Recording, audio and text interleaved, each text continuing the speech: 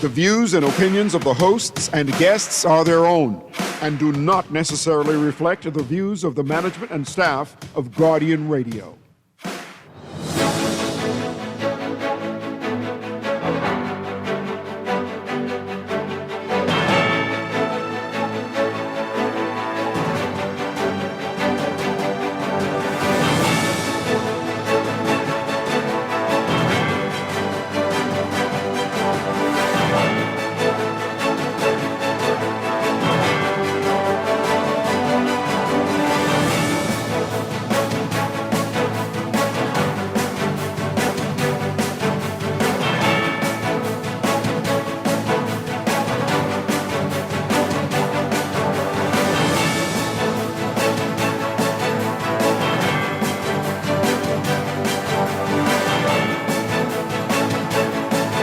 Good morning. Silence on Grand Lucayan, Concord Wilshire failing to make the promised announcement on the resort. A man who was wrongly jailed for 12 years suing the government for $6.8 million. And Economic Affairs Minister Mike Alkita says that VAT cut will ease burdens on families. It's all straight ahead this morning. I'm Dwight Strachan, and this is Morning Blend.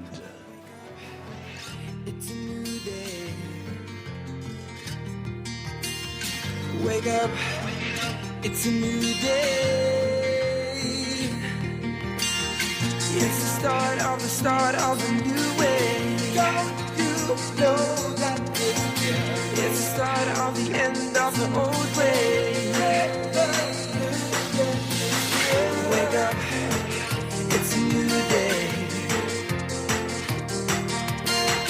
Wake up, it's a new day.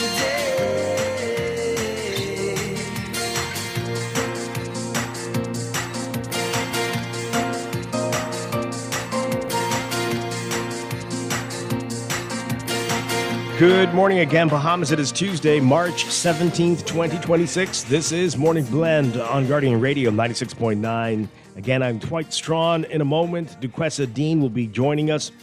Also this morning in business, our monthly series of Bahamas Chamber of Commerce and Employers Confederation, our Chamber Hour series. We are talking about health, your health, and especially as it is Colon Cancer Awareness Month. That's all ahead, but first, it's time for the overnight, the latest breaking news from while we're sleeping, and the top national and international headlines this morning.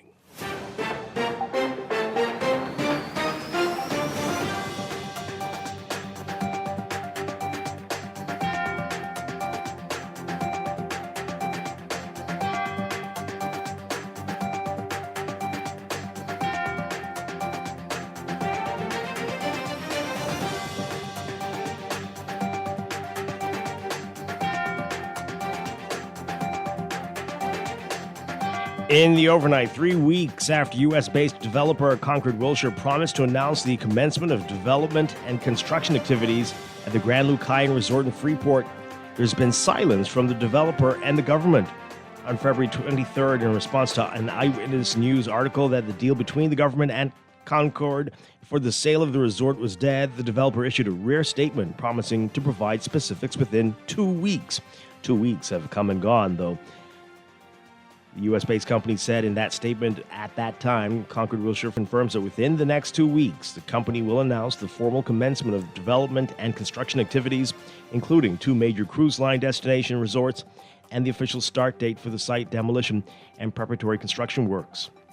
It was the first and so far only statement from the developer since it agreed to buy the troubled resort in May 2025. A man who was wrongly convicted of armed robbery is seeking almost $7 million in damages, including $1.114 million for legal costs for the time he spent in custody. Vincent Ariste's lawyer, Terrell Butler, is suing unknown police officers, the Commissioner of Police, the Commissioner of Corrections, and the Attorney General and Minister of Legal Affairs over the 12 years and 8 months he spent behind bars for the July 16, 2010 armed robbery of Andrea Donaldson. Ariste is seeking $6,891,843.20 in compensation for the hardship his wrongful conviction has caused. The filing says that as a result of his wrongful conviction, the claimant has suffered emotionally and psychologically. The claimant is still being stigmatized, according to the statement, because of the fact that he was imprisoned and in a small community, such as the Bahamas. His conviction was widely known. Ariste says he spent his life was put at risk by being housed with hardened criminals, and he still experiences flashbacks.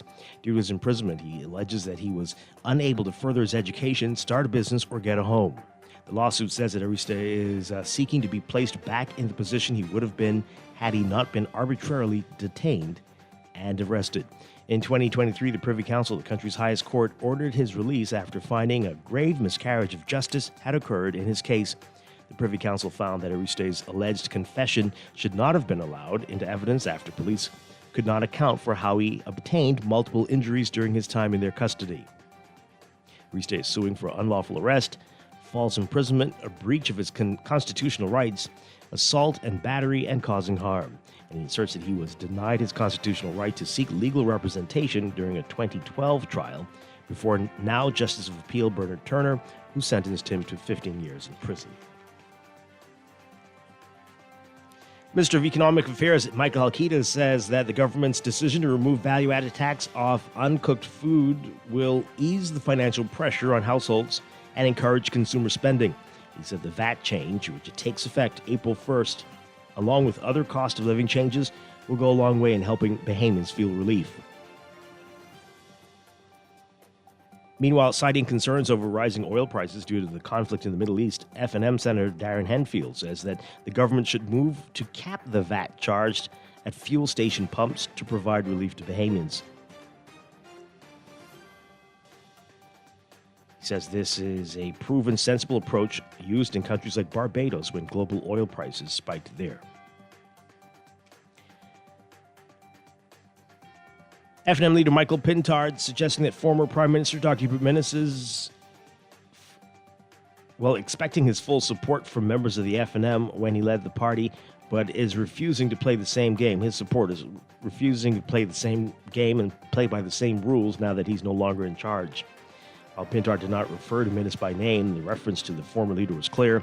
During an interview with the NASA Guardian, Pintard candidly said that the disunity that has dogged the F&M since his 2021 general election loss is usually a result of disgruntled members who had a shot to lead, his words, and expected loyalty, but now refuse to play team ball.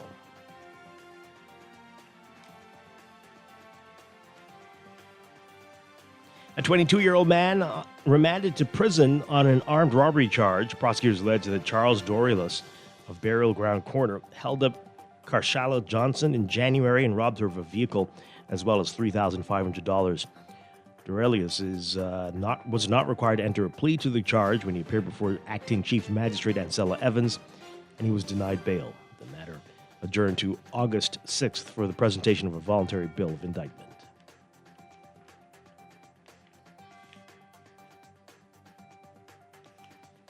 Overseas, officials in Cuba reporting an island-wide blackout Monday in the country of some 11 million people as its energy and economic crises deepen and its power grid continues to crumble.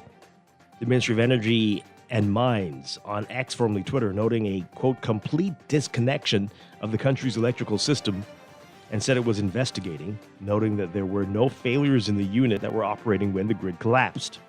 The ministry's electricity director telling state media late Monday that crews were trying to restart several thermoelectric plants, which are key to restoring power. By Monday night, state media reporting that crews had restored power to 5% of Havana's residents, representing some 42,000 customers, as well as several hospitals across the island. Officials say they would prioritize the communications sector next, all while warning that the small circuits restored so far could fail again. Cuba's aging grid has drastically eroded in recent years, leading to daily outages and an increase in island-wide blackouts. But the government has also blamed its woes on a U.S. energy blockade after U.S. President Donald Trump in January warned of tariffs on any country that sells or provides oil to Cuba. The Trump administration is demanding that Cuba release political prisoners and move toward political and economic liberalization in return for a lifting of sanctions. Trump also has raised the possibility of a friendly takeover of Cuba. On Monday, he said he believes he'll have the, quote, honor of taking Cuba, saying, quote, I mean, whether I free it, take it, I think I could do anything I want with it, calling Cuba a, quote, very weakened nation. The Trump administration is looking for Cuban President Miguel Diaz-Canel to leave power as the United States continues to negotiate with the Cuban government about the island nation's future. According to a U.S. official and a source with knowledge of talks between Washington and Havana, both speaking on condition of anonymity to describe the sensitive talks, did not offer any further detail on who the administration might like to see come to power.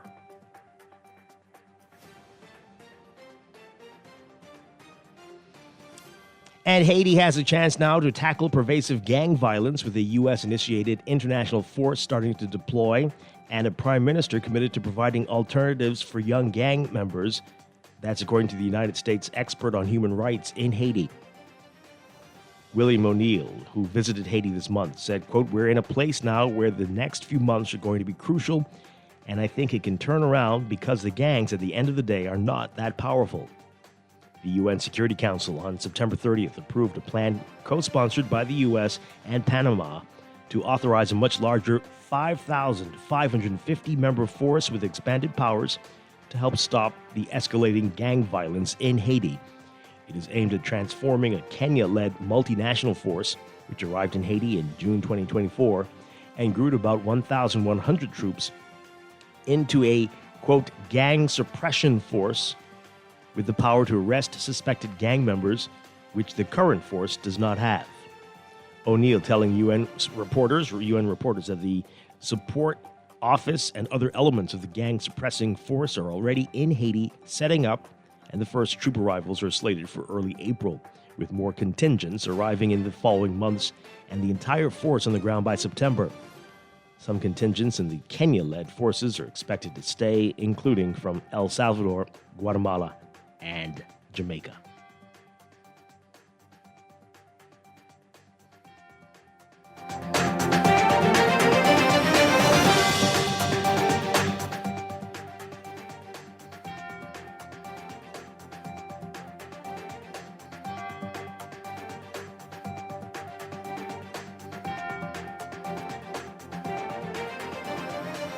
And Iran's top security official and the head of the Revolutionary Guard's Basij military were both killed in overnight strikes in a blow to the country's leadership. That's according to Israel's defense minister, while Tehran defiantly fired new salvos of missiles and drones at its Gulf Arab neighbors and Israel. Both security official Ali Larijani and General Gholam Reza Soleimani were eliminated last night, according to Israel's defense minister. Iran's 86-year-old supreme leader Ayatollah Ali Khamenei died in an airstrike February 28th, the first day of the war, launched by the United States and Israel, and other top leaders from the Iranian theocracy have been killed since then. Iranian state media did not immediately confirm either death. However, it said a message from Larijani's office would be published shortly. The announcement coming after the Israeli military had earlier said it carried out a wide-scale wave of strikes across Iran's capital and stepped up strikes on Iran-backed Hezbollah militants in Lebanon. Israel also reported 2 incoming salvos before dawn from Iran at Tel Aviv and elsewhere, and said Hezbollah targeted Israel's north.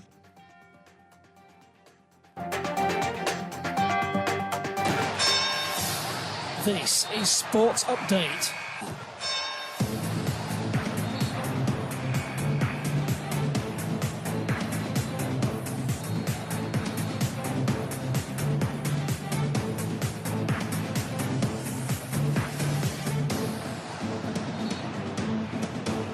In sports, at the same time, Bahamian junior athletes will be vying for spots on the Carifta team, the Bombs' Carifta team, this Easter. Senior athletes will be halfway across the world competing in the ultimate global indoor competition in track and field. The 21st World Athletics Indoor Championships are set for March 20th through 22nd in Poland. B3A's has named a 5-member team that will contest a 3-day meet in one of the oldest and more popular cities in Poland.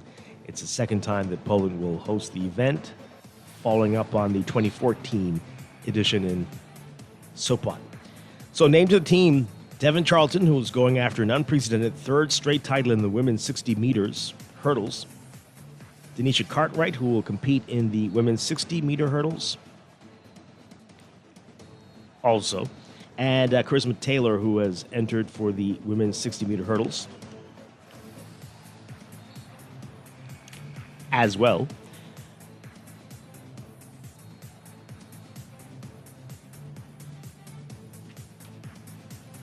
And the triple jump events. Multi-events athlete Kendrick Thompson, who will compete in the men's open heptathlon, and Taj Brown, who will line up in the men's 60-meter hurdles.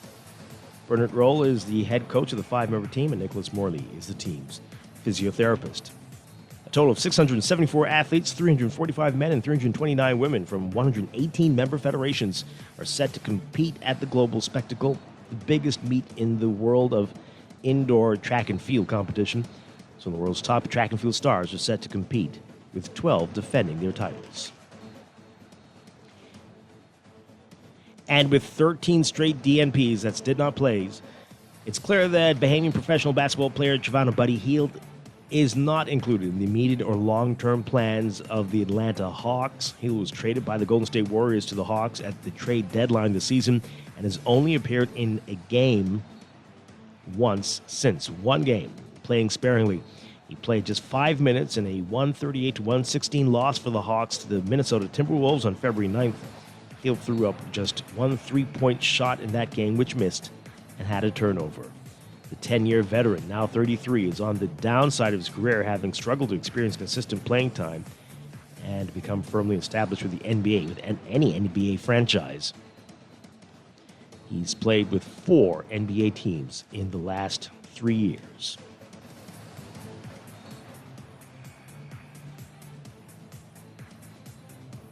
And Venezuelan players dancing in the dugout before the first pitch and prancing past Italy and into their nation's first World Baseball Classic final.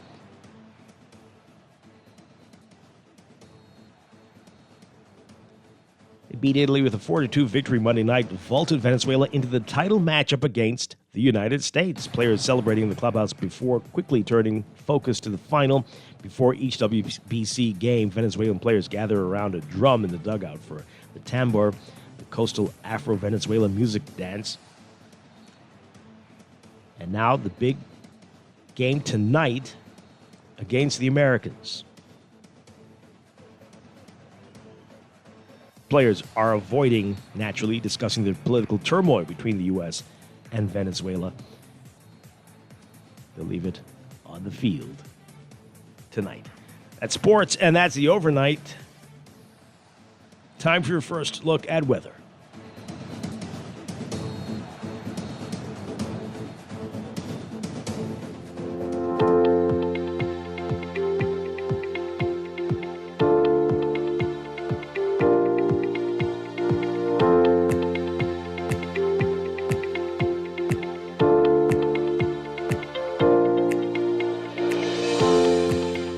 First, look at weather brought to you by Star General. We had some severe weather warnings and watches in effect overnight. They are discontinued now, but most of the northern and northwest Bahamas affected by this. And an air gale watch remains in effect for the northern Bahamas. We've got a strong late-season cold front supported by a mid to upper-level trough that's bringing widespread cloudiness along with scattered showers and thunderstorms across the northern Bahamas. These conditions will gradually spread into the central islands and parts of the southeast Bahamas later today into tonight. Expect moderate to locally strong breezes and generally moderate to rough seas across the country. So for today, there is a moderate risk of severe thunderstorm activity. Thunderstorms may bring locally gusty winds and periods of heavy showers across portions of the northern and northwest Bahamas. There's also a moderate risk of localized flooding during these heavy or prolonged rainfall events, especially in low-lying, flood-prone, and urban areas. And there's a moderate to high risk of rip currents along eastern and southern beaches of the southeast Bahamas, as well as all Atlantic shorelines.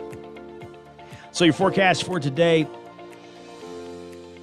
most areas seeing partly cloudy to cloudy conditions, but cloudy to overcast for the extreme northern islands.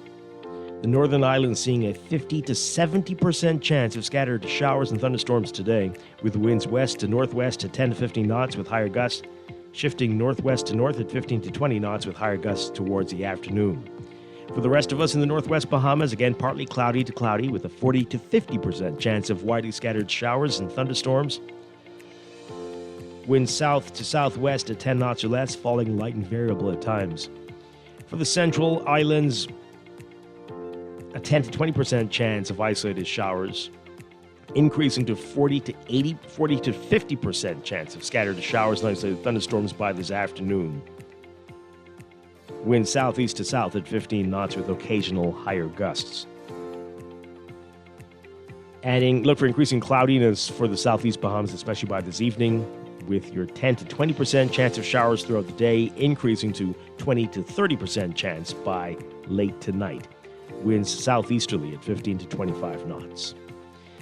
Still going to be a warm day today. Temperatures around 85, 86 Fahrenheit, about 30 Celsius. Overnight lows tonight in the low to mid 70s, about 22 to 24 Celsius. That's your first look at weather this morning. We'll have more on your extended outlook coming up in just a bit. This weather check brought to you by Star General Insurance Made Simple.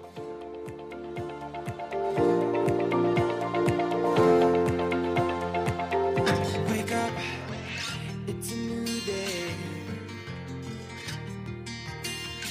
Wake up, it's a new day. You are listening to Morning Blend. When we come back, we're discussing the day's top stories right here on your home for fresh news and smart talk all day. Guardian Radio 96.9. Wake up, it's a new day. Wake up, it's a new day.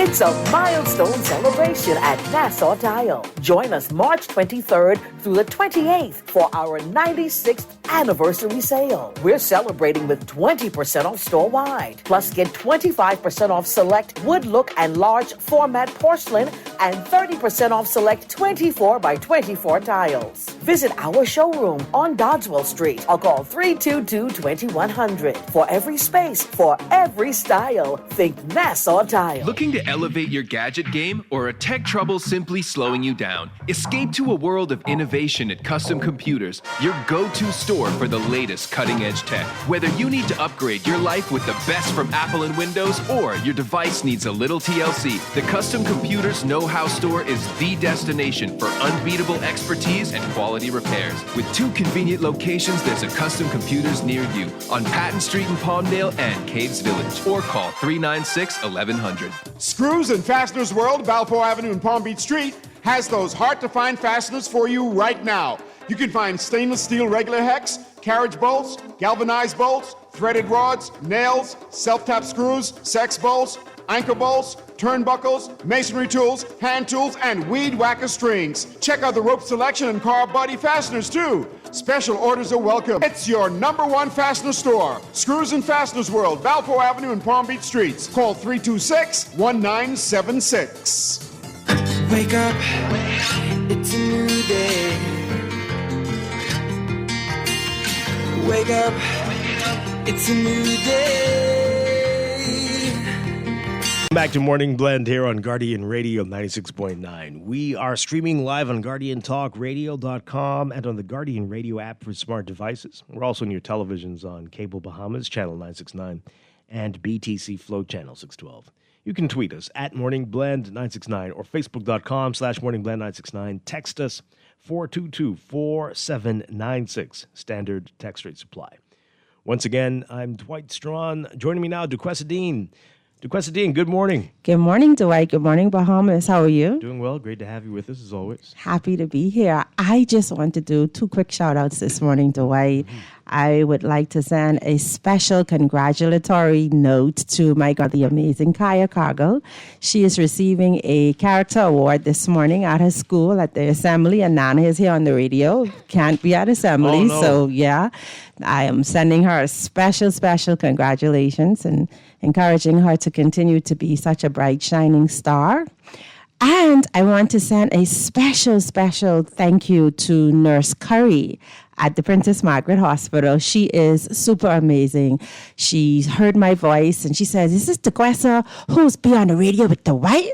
Well, me and my husband, we listen to y'all every morning, and we always, I'm having a little fuss about what Dwight say or what you say, or, and so I just want to tell her thank you for being such an amazing nurse. Thank you for her kindness, and thank you for tuning into Morning Blend. Okay, that is wonderful. Wow. Did she say who they agree with more? No, she didn't. She didn't. You could have told me that you had a special assembly to go to. We could have I know. swapped some days. I know. Yeah? I All know. right. Yeah. Well, congratulations. I'm sure she's going to love hearing that Yeah? over the radio. She's tuning in. Right, that's great stuff there. Wow. All right. We've got a lot to talk about this morning. A lot going on in the news. We'll get to that in a bit. But also in business, our monthly series with Bahamas Chamber of Commerce and Employers Confederation, our Chamber Hour series, we're going to be talking about health and some health providers with some great services and great tips on maintaining your health. Nice. So that is all ahead. But right now, let's get into what else is in the news.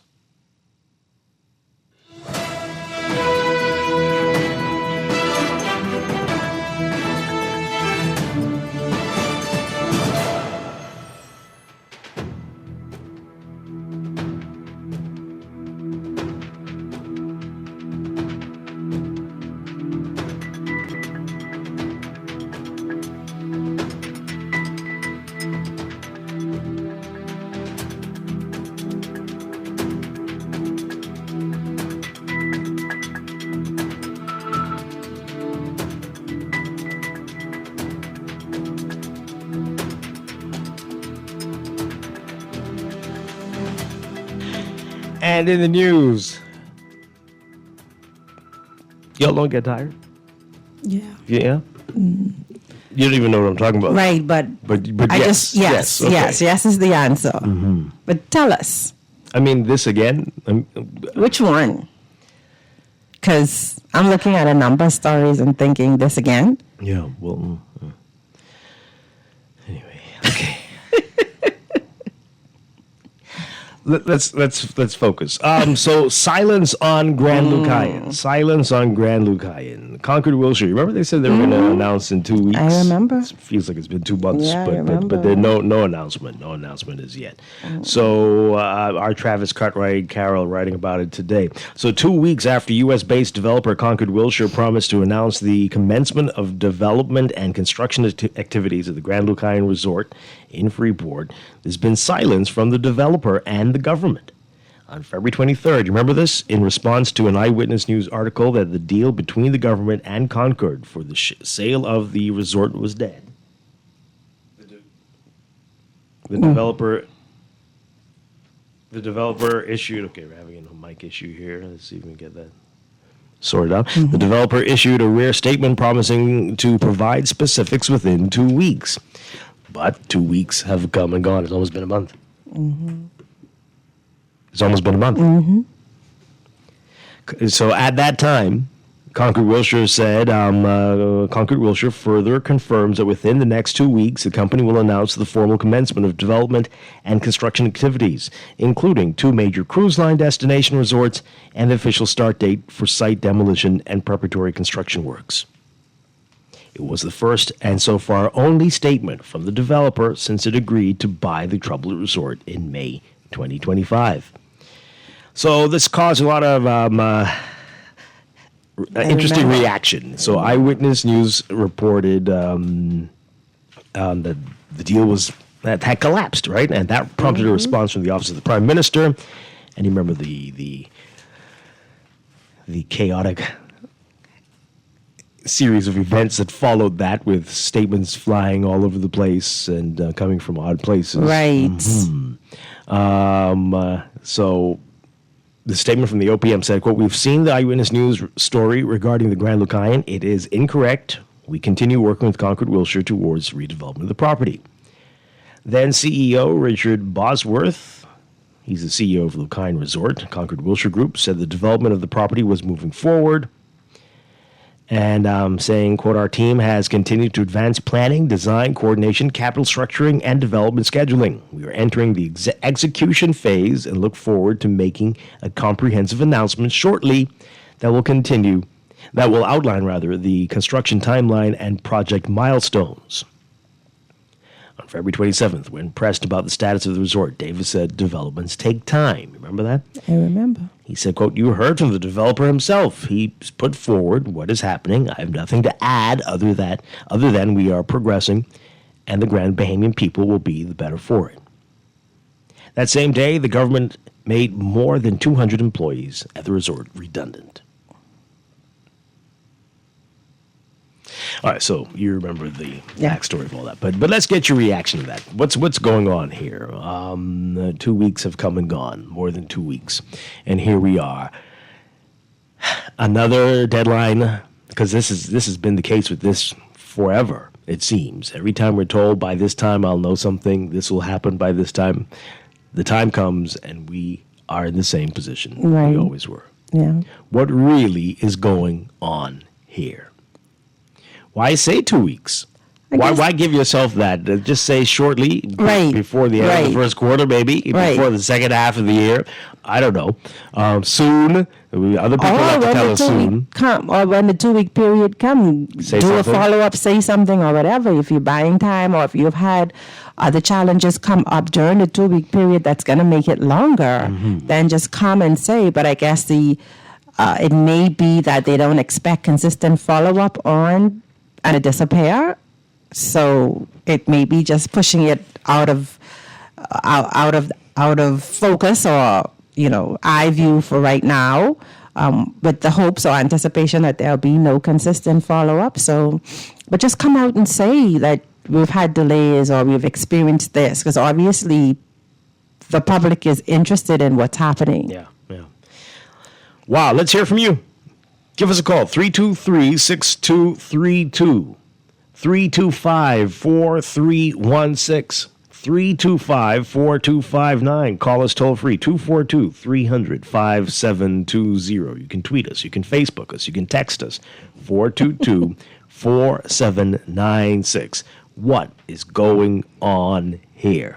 I mean, I don't know how to respond to. I mean, I like what you said about in the 2 weeks, send out another statement that says maybe a different timeline. I mean, that would have been annoying, but it's better than nothing. Exactly. It's better than nothing. Exactly. Right. Wow. Yeah. Let's hear from this caller. Good morning. You're live on the air. Good morning. How you doing? Doing well. Good morning. It's not a big secret, The problem is many Bahamians are not bright, and they're not trying to even get educated on nothing. And the government knows that once you tell them something, they're not going to try and figure things out for themselves. They're not going to once you put something, they have a old saying that says, once you want a Bahamian to see something, put it in writing. Then they'll never see it. And it's like most Bahamians don't really care. As long as they're getting free food, free rum, free drinks, you give one or two of them a little government job, give one or two little government contract, they're happy. I mean, this is in relation to the Grand Lucayan? This is, what does that have to do with? I mean, I'm not saying what you're saying is wrong. I'm telling you why that the government can just say anything with no proof, no facts, no nothing, and Bahamians believe whatever they say. Well, maybe their supporters don't care. But plenty of other people... That's what they talk to. Okay, but what about all the other people? They don't talk to the wider public. They talk to generally their supporters. That's fine. So what should the wider public take from this? What does this mean? The wider public needs to get together and demand things like freedom of information, but most people don't really care because it's like they get together for silly things, but if you tell people, okay, let's go downtown and block a Bay Street and demand the Freedom of Information Act today, how much people can show up? Now, you promise them, hey, you come downtown, we give you some free T-shirt, we give you some rum, we give you some, you know what I mean, some food, whatever, they can show up. But for the most part, behemoths don't care. That's the problem, and that's why these politicians keep on doing the same thing over and over and over and over. Okay, interesting. Thank you very much. Well, I don't know. I think you better care in an election year. Everybody better care. The politicians need to care, and the voters, potential voters, the electorate, the citizens, everybody needs to care. And this is the time to show that you do care, because this is the time some people are listening to you. Have you ever in your life worked in a bad culture? This is similar to, don't answer the question, but trying to get me in trouble. This is similar to working in an organization that has bad culture, where you have people with great ideas or high-performing employees who are tired of talking, who are tired of sharing. They eventually tap out and let anything happen. This reminds me of that. This reminds me of where people want something different, but they're saying it's not going to change or it doesn't make a difference. They're going to do what they want to do anyway. And so many people have tapped out. I don't think that means they don't care.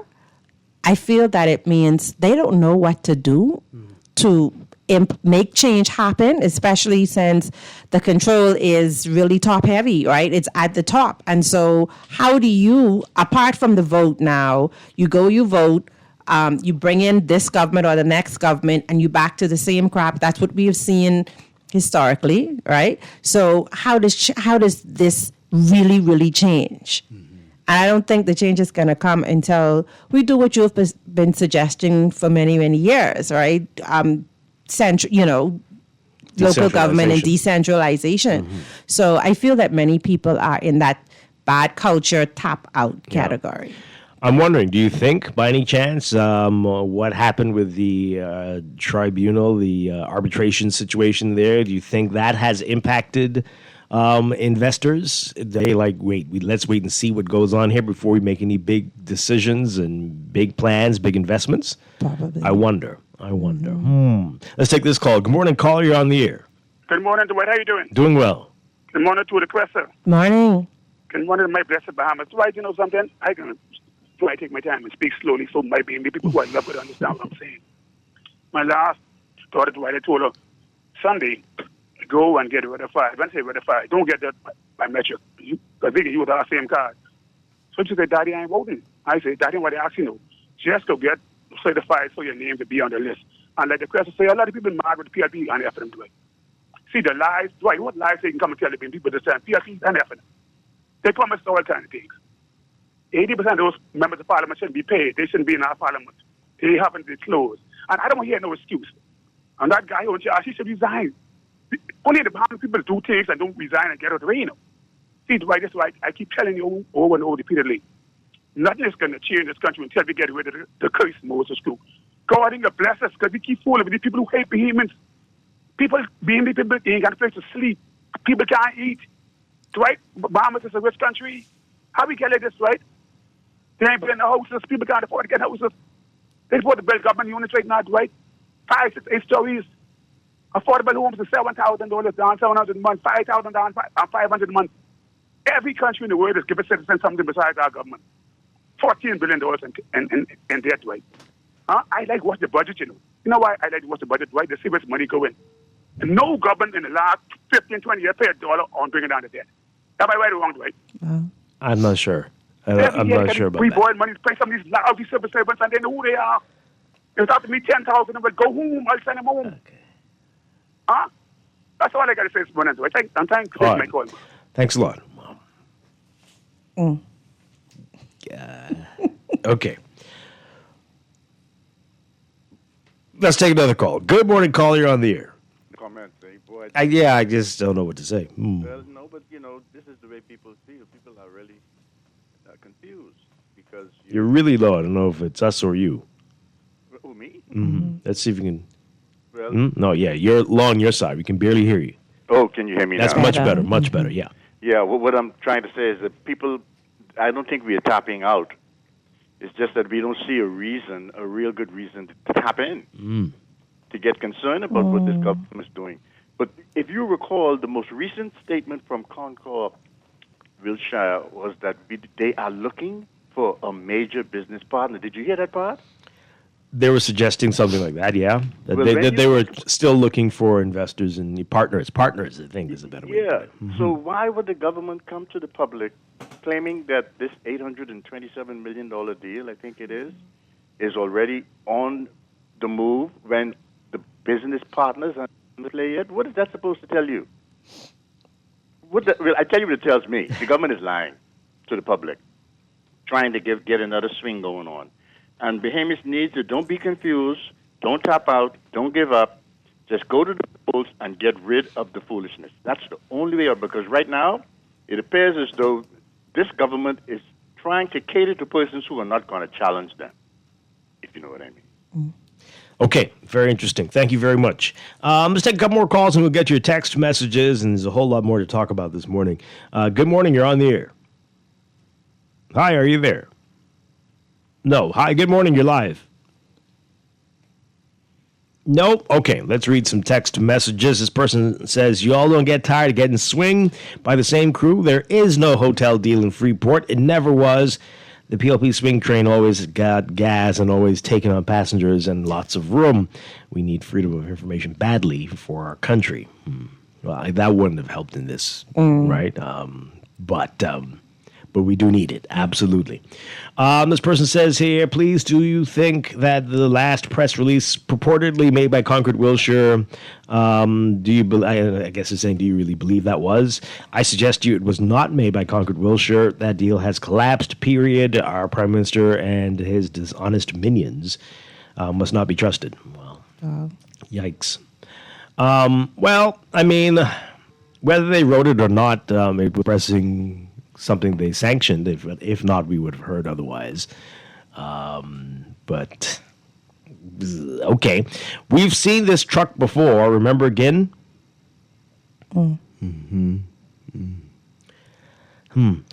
As a Grand Bahamian, I'm looking forward to the redevelopment of the hotel property, but really, it just seems like more smoke and mirrors by this administration. I'm not convinced that the statement actually came from the developer anyway. Yeah, well, again, it's been almost a month. If it wasn't them, they could have said, hey, we don't know what that was. Don't mix it up. They're participating in some way. Right. Yeah, in some way.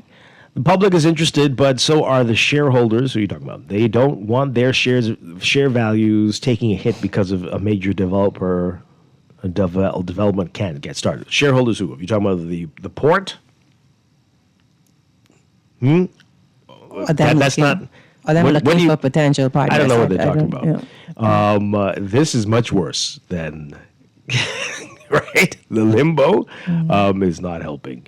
So I'm not sure you're right about that. I don't know what that is that you're saying. Anyway, in what world are you allowed to demolish or work on a multi-million-dollar structure without paying for it? In the Bahamas. What do you mean? Where is the money? Freeport people are not stupid. Well, they say it was just a little tiny thing for show. It was just a little smash. It wasn't like a demolish. They didn't demolish the whole thing. Let's just like ram that into there. Make it make a lot of noise, and people go. Ooh. So like something's happening, yeah, and then it stops. Yeah, that's pretty. That's pretty. Yeah. So boy. Being from Grand Bahama feels like Groundhog Day over and over again. Grand Bahamians have some serious stamina for disappointment. We are not surprised at all. Wow. Well, we've told you what you need to do. Wow. Right? You have 5 seats. Vote for the ones who understand the assignment. That you need more autonomy. But again, that central government is not the answer. That part is what needs to be inspected. Because even when you vote for the MPs and they get into parliament, they still have to do what the leader directs. We're not talking about that. Not talking about that. What are we talking about? Talking about putting forward the legislation that will allow for greater self-determination for Grand Bahama. And to divide that island up into municipal governments where there will be elected people from the communities who know what they need to get done. the way the rest of the world works. And you can put in place all the safeguards to ensure that you don't have crazy mayors and council members who will be destroying your places. Right. And that's where you can have your recall systems. But somebody's afraid. Somebody's afraid of it being too successful. You think it's fair? Okay. I don't think it's fair. What? Being afraid they won't be able to award contracts to people? Exactly. Well, that's still fear. Or, not just contracts, but, could you imagine going in as somebody that declares $1 and leaving with someone who's now a multi-millionaire? So all sorts of things are happening. Well, that happens in this system that we have. Right. And so if you fix it, how could that happen? I mean, if you fix it, you understand what I'm saying? So what are we concerned about? 41 people being afraid, or 400,000 people being afraid that the country is falling apart? I think 400,000 people. Would be more concerned about that. Yes. 400,000 people, because it should be the will of the people that's carried out. And are we really exercising the power that we have to do that? Yeah. Absolutely. This person says, hey, DeQuesta's tap out, well, that was a caller who said that one, but DeQuesta's culture comments, bad culture comments resonated with me. I am that employee. Wow. I'm at a point of do whatever you wish. You need a show on that. Oh. Well, we have quite a few. DeQuesta's been a part of some of those shows, and we have a monthly human resource series right here on Morning Blend Business every third Friday, which is that this Friday? Is this the third already? Wow, my goodness gracious. So Friday, tune in Friday. But the sad thing about that is, they are listening. The leaders of these organizations, the government leaders are listening to these shows, all of them, right? They are hearing the commentary, they're hearing from the people, and they do very little. So that makes the situation so much worse. Well, they can turn down the radio and turn us off. No, but they're listening. They can't, when their supporter who says, I put you here, I did everything for you, when that person's in their face, they can't really turn that one off. No, but they shut them down.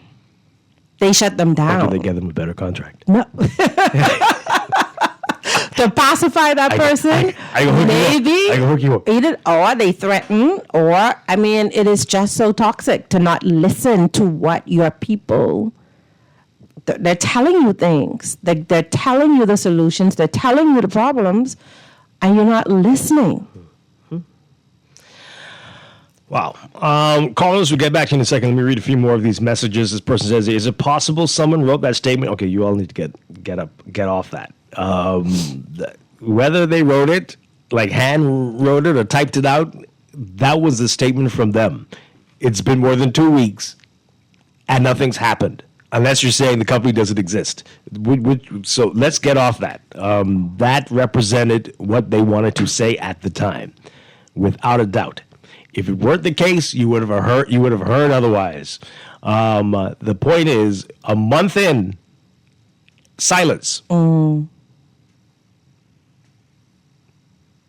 Yep. From them or the ghostwriter. Yep. Nothing. Nothing at all. Nothing at all. What's going on? Caller, what say you? Good morning. Morning. Hi. Morning, Dwight and DeQuesta. Morning. Dwight, turn on your radio a bit. There's a bit of an echo.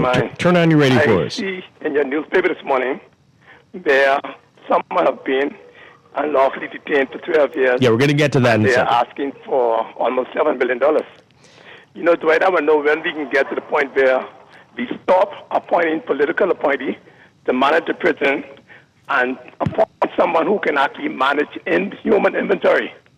Because at the end of the day, they're still getting their bonus and their gratuity.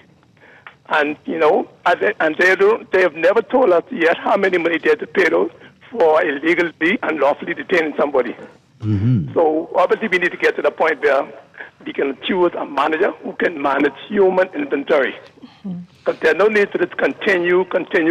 Well, this one's even bigger than that because they're saying that the police and the lawyers and the judges, nobody was listening to what else was going on. But we're going to get to that story in just a bit. Let's take another call as we continue to talk about the Grand Lucayan situation. Good morning, caller. You're on the air. Hi, good morning. Are you there? Hi, caller. Good morning. You're live. Yes, good morning, Dwight. Good morning, the question. Good morning. Johnson. Hi. Dwight, the deal is dead, just as the newspapers reported. You know, when we had that KOT rally on Monday, many people on Grand Bahama assumed that the Prime Minister was coming to us to make the announcement, since that was the 2-week mark that CWC had made the promise. Dwight, one of the things we do, Bohemians, is we allow governments to continuously make announcement in isolation. There's not a single thing in this country that isn't interwoven into something greater. Like, for instance, you have the hotel for $130 million. If you use the extrapolation from what is known in the Bahamas and the Caribbean, it would mean that you need 511,000 individuals to come through the airport. It would mean that using that and everyone spending about 5 days, you would need an additional 7,000 rooms on the island. So even when you make these individual announcements, when you put them together with how they would impact, it shows immediately that it's a fantasy. But we take each one. Let's make the airport announcement. Let's make the hotel announcement. And this will turn the economy around. How could you turn the economy around? It requires a complete, thorough destination strategy that no one is talking about. And this is why you could almost instantly know when they make these announcements, they're dead on arrival. And just in any right, there is a method to fix this. You know, we're sitting around waiting for the government to find for a foreigner to come in. Listen to what the Prime Minister said. We are looking for a foreigner who can develop a master plan for the island. Did he say that? Yes, he did. Check it out. You send that to me, please. A foreigner? Yes, a foreign investor. I don't believe it. No, right? Check and verify. Call me out on the air. I'm simply saying this. Do you know we need 7,000 rooms? That's the same as people, 7,050 people, each having a fourplex or a duplex or whatever it is. You just have to sit down and decide what is it we want for us and have people join us at our table than sitting around. And Dwight, I'm going to find that for you and send it to you. Yeah, please. Before the show. What was the name of the group? That was about, 5 years ago? The group of Grand Bahamian business people, community leaders who came together and did that study. You remember? And it wasn't really a master plan, but they outlined what needed to happen. You remember that, C. Allen? No, I remember something vaguely. I don't remember. But if you read the newspaper where Eden Mary Johnson wrote concerning the need for a master plan, she laid out specifically every single aspect that you need, from housing to the rooms to the airport to the electricity, everything. I send that letter to the editor to you right now also. All right, thank you. It's not rocket science. The data. But this is what they want to do with the whole country. I know this is what they want to do with downtown Nassau. This is what they want to do with everywhere. Just foreigners come and save us. Foreigners come and save us. There you go. But Dwight, do you remember all of the stores downtown Nassau? Every time I hear people talk about this thing downtown, nobody talk about the store owners. Like, you're going to have this thing, or you're going to have junk canoe every single day. And so then you go like, so what happened to the store? See, we don't stop and say, hold on a second. If Junkanoo is this is what it is, and this is how they're going to have it, then how does it disrupt the stores downtown? Because they allow us just to make feel-good announcement just to get to the next announcement, as opposed to actual strategic plans that even give us KPIs and everything else. You know, we are the crazy ones, you know, because we keep expecting the same thing over and over again, thinking it's going to change something. Thank you very much. Appreciate it. Yeah. Wow. Let's take this call. Good morning, caller. You're live on the air. Good morning, Dwight. Good morning, Big Greg. Hi, good morning. And good morning, C. Allen. Point. Dwight, we are apparently still missing the white elephant in the room. And that white elephant is, I'm still trying to understand, how could you want to build a hotel or facility and you have not even adequately addressed the airport yet? How are you going to fill that complex or have the movement of persons there if the airport is not ready? What is the stalling tactic in all of this? Because 2 weeks has gone past. You said that you were going to come back to the public and let us know, and it was supported by We are our representatives in the parliament, i.e., the government. And yet we have heard nothing. The Bahamian people have not had an outcry yet. And, the only time, to me, in recent history that the Bahamian voices were really adhered to, I don't know if you would remember the remarch. That is when everybody across the Bahamas, blacks, whites, and everybody came together, and you saw after that was done, they may not have results after that. So something Did we? The Bahamian people. Wait, seriously, did we have results? Of course, we had results. Wasn't the fires remediated at the dump? Wasn't it stopped? They found solutions to stop it shortly after. No, I wouldn't say that. The government changed, and there was a different approach on how to deal with it. Dwight, So I don't know if I would connect that to that. Now, maybe that inspired people to vote that administration out, but I wouldn't say that led to the. But the bottom line here, Dwight, is regardless of whether the regime changed or not, that other regime, if they were listening to the people, the results came about. That's what I'm saying. But anyway, let me close on this point. The point here is that I keep on advocating that the power is in the hands of the people. Our people are too passive. We are too laid back. Someone made a statement about the T-shirt and the money in the T-shirt and so on and so forth. There has to be a time when we get our people to open their minds and realize that we have the power to demand the changes that we want once we come together as a collective. But as long as we are scattered and shattered the way how we are, because, my political party's in, I'm not going to say anything. I'm not going to do anything because of victimization and intimidation.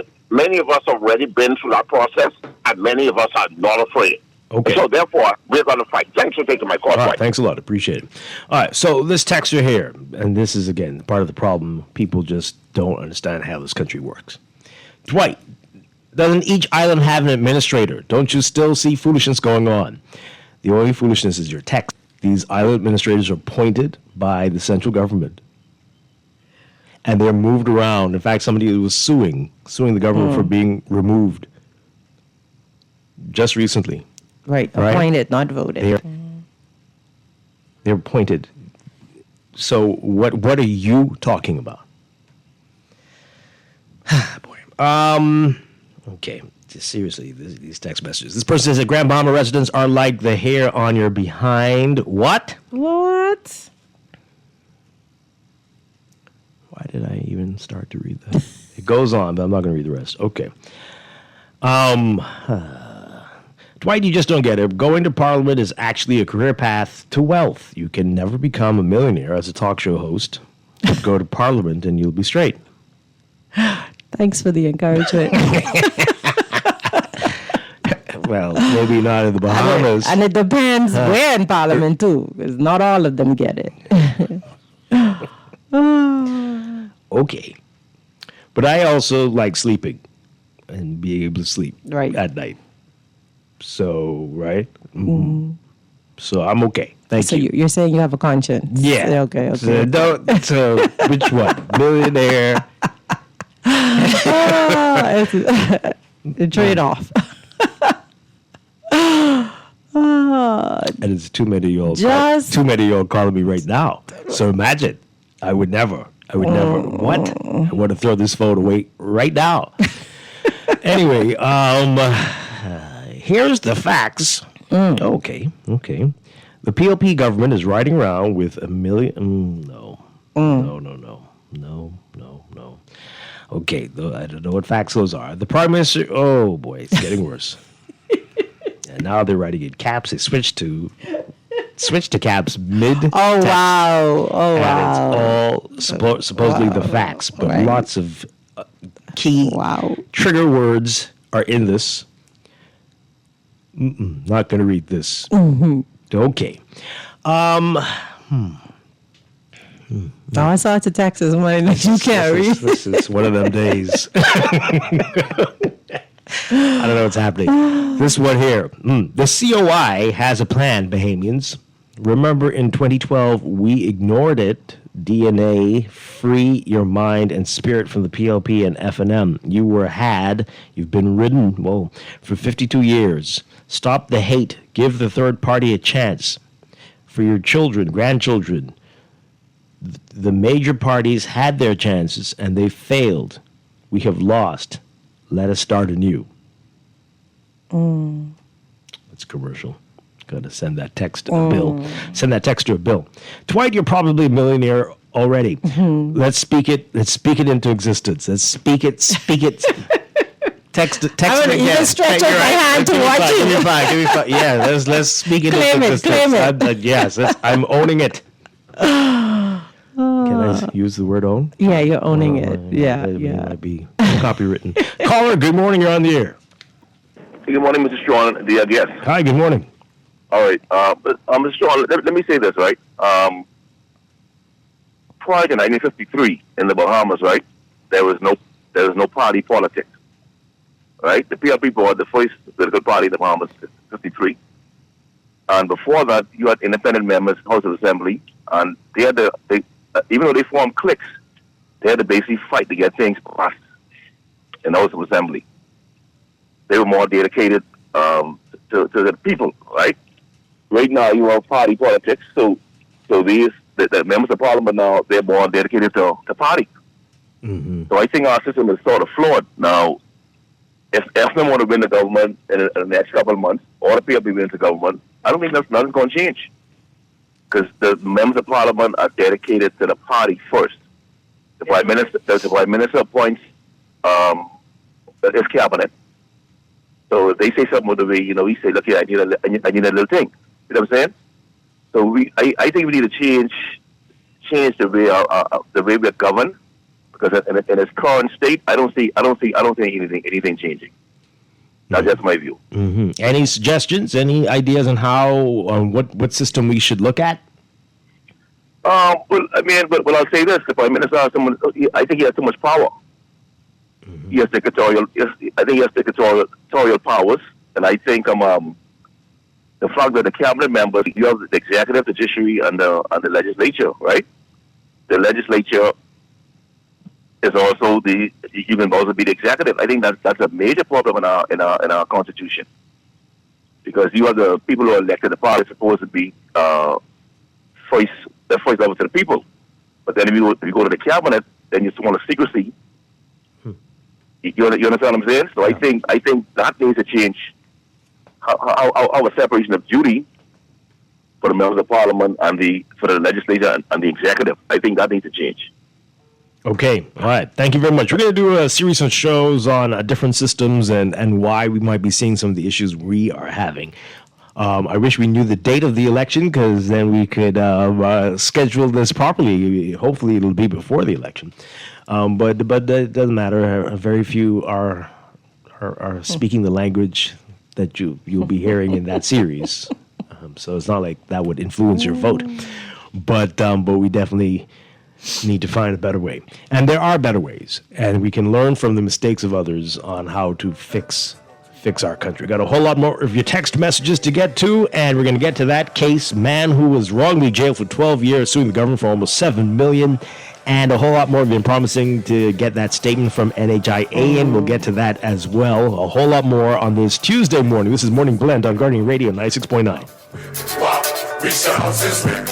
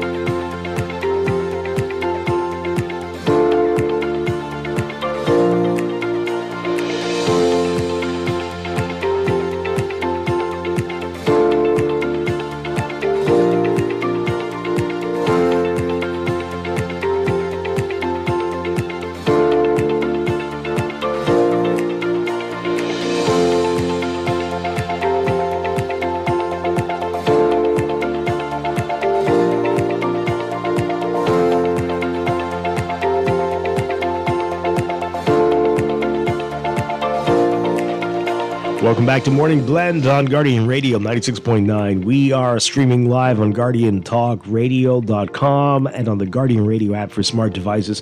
Also on your televisions on Cable Bahamas Channel 969 and BTC Flow Channel 612. You can tweet us at Morning Blend 969 or Facebook.com/Morning Blend 969. Text us 422-4796. Standard text rate supply. And now at 8:21, time for another check of your weather for today, brought to you by Sherwin-Williams. So we've got a near gale watch in effect for the northern Bahamas. We've got a strong late-season cold front supported by a potent mid to upper-level trough that's bringing widespread cloudiness with scattered showers and thunderstorms across the northern Bahamas.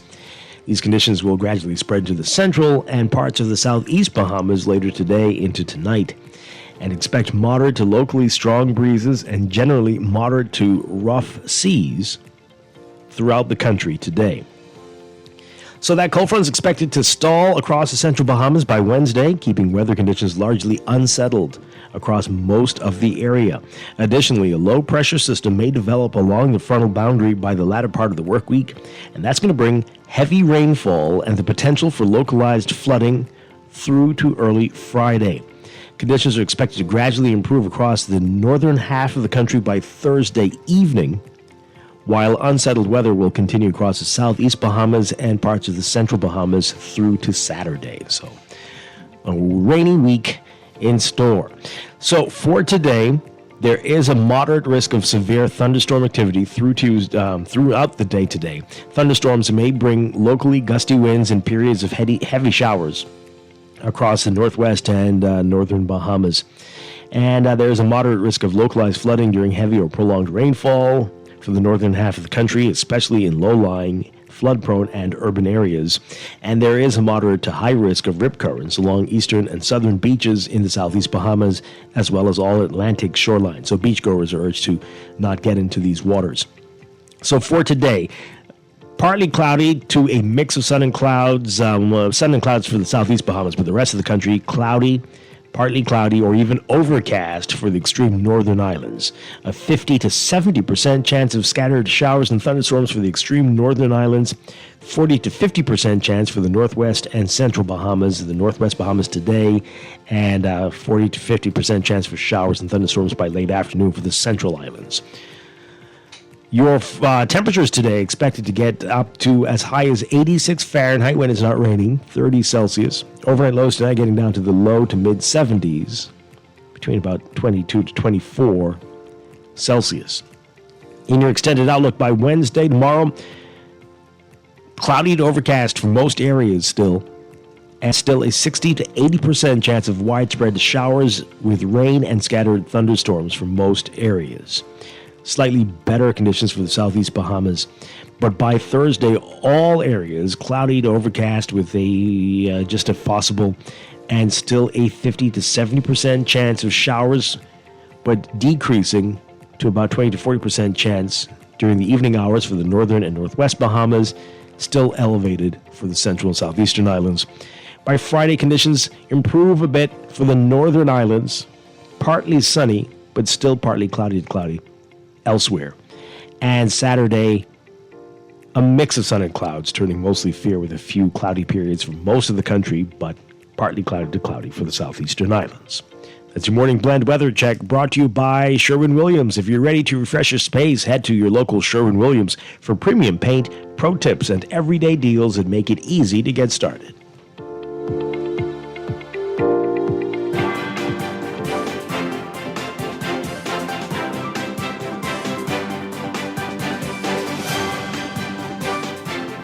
And 8:24, time for a check of traffic, brought to you by NUA Insurance Agents and Brokers.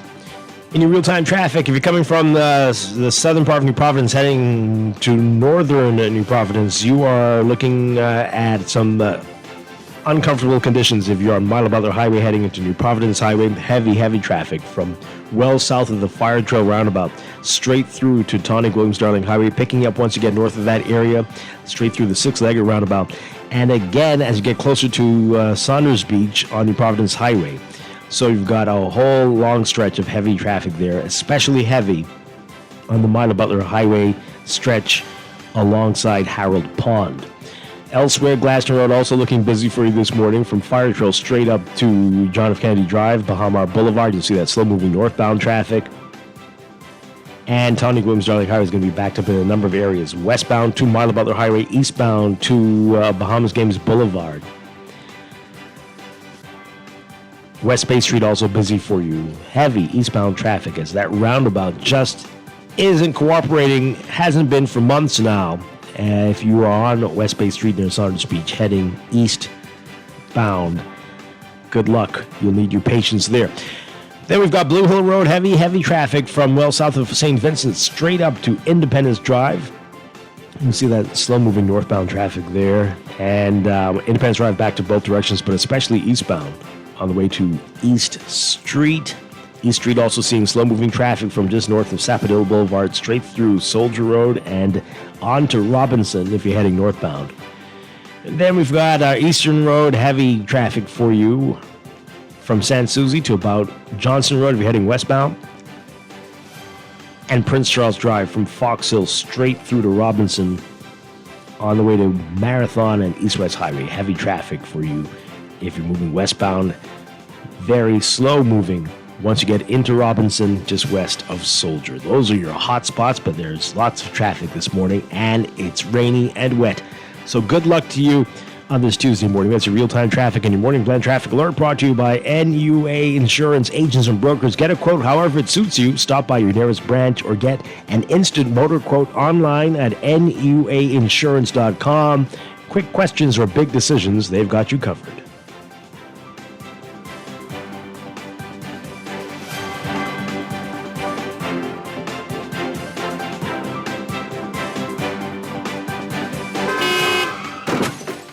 No one likes a fender bender. Oh, man. From a little scratch to a full mashup, NUA Insurance has got you covered with auto insurance tailored to fit your needs and budget. For affordable rates with free on-site accident assistance, visit us online or in branch and just ask us. NUA Insurance. Ask us because we've got you covered. You try to rest, roll with the best. For all your printing needs, there ain't no one better, no. For posters and banners, magazines and flyers, for window decals, greeting cards and newsletters. No job too big and there's no job too small. You name it, we can print it, just give us a call. Let Print Masters bring your masterpiece to life. Located in the Nassau Guardian Building, telephone 302-2361. Every day in a busy world, we have to do so much. Bank with CIBC and get that personal touch. Share your ambitions, let us help your dreams come true. At CIBC, you're at the heart of all we do. We're on your side, we're listening, we know you feel. CIBC, ambitions made real. In the world of business, technology is not a choice, it's a necessity. And for businesses that demand excellence, there's only one choice for unparalleled support and cutting-edge technology. Custom Computers. You have challenges and we have solutions. Computing, networking, storage, and printing for enterprises large and small, aligned with premium brands like HP, Microsoft, Konica Minolta, and more. Get tech done the right way with Custom Computers. Call the know-how team at 396-1101. It's back. Agri-Expo 2026, presented by the Ministry of Agriculture and Marine Resources, April 10th through 12th at the Gladstone Road Agriculture Center. Agriculture, our heritage, our future, comes alive with the latest farming technologies, exciting cooking demonstrations and competitions, Bahamian farmers and vendors from across the islands, fun for the kids at the Kitty Corner, nightly musical concerts, and free admission for everyone. Bring the whole family and celebrate what feeds our nation. Agri-Expo 2026. Let's get growing. At Star General, you can go gold. Comprehensive car insurance covers loss or damage from accidents, fire, theft, and third-party liability. But the Gold package gives you increased coverage for rental car and windscreen, personal accident, medical benefits, deductible waiver, and 24-hour roadside assistance where available. Our Star General Gold package also gives you up to $2,500 for accidental damage to a rental car anywhere in the Bahamas. Go gold with Star General. Insurance made simple. This is Guardian Radio 96.9 FM, streaming on GuardianTalkRadio.com and the Guardian Radio app, Nassau, Bahamas. Wake up, it's a new day. Don't you get the best service in the Bahamas then? The love is really, really strong in Sherwin-Williams. We don't just sell paint. We service you with a smile, good hearts, mind, soul, and body. And we love our customers as much as we love ourselves. Yes, real talk. I'm not just saying this Real talk. to impress myself. We love to go beyond with customer service. So they feel delighted to come in Sherwin-Williams because they know I can either see Dee Dee, or I can see Shelly, or one of our other wonderful staff members. We treat our customers with the respect of our boss because there are many paint companies they can choose to go to. No, baby. If they go to some other paint companies, so I gonna get this little thing at the end of the week. We want to make sure you get that little ting, Shelley. Come visit Shelley and Dee Dee at Sherwin-Williams, Bahamas, and you'll surely find colour in every day. Wop, whip, wop, whip, wop. Reach the houses, whip, wop, whip, wop, whip, wop. I gone by the bar, trying to catch a vibe. Met this pretty young thing, you should have seen them thighs. She start feeling up on me, my temperature rise. You think you can handle it, girl? Come meet me outside. We hop in my car, carry her home. We hop in my car, carry her home. We hop in my car, carry her home. We're back with Morning Blend on Guardian Radio 96.9. Dwight Strachan with Duquesne. Okay, we got a lot to get through in half an hour. Let's see if we can do this. So we have the rest of your text messages about Grand Bahama. Want to get to this case. Man who was wrongly jailed for 12 years suing the government.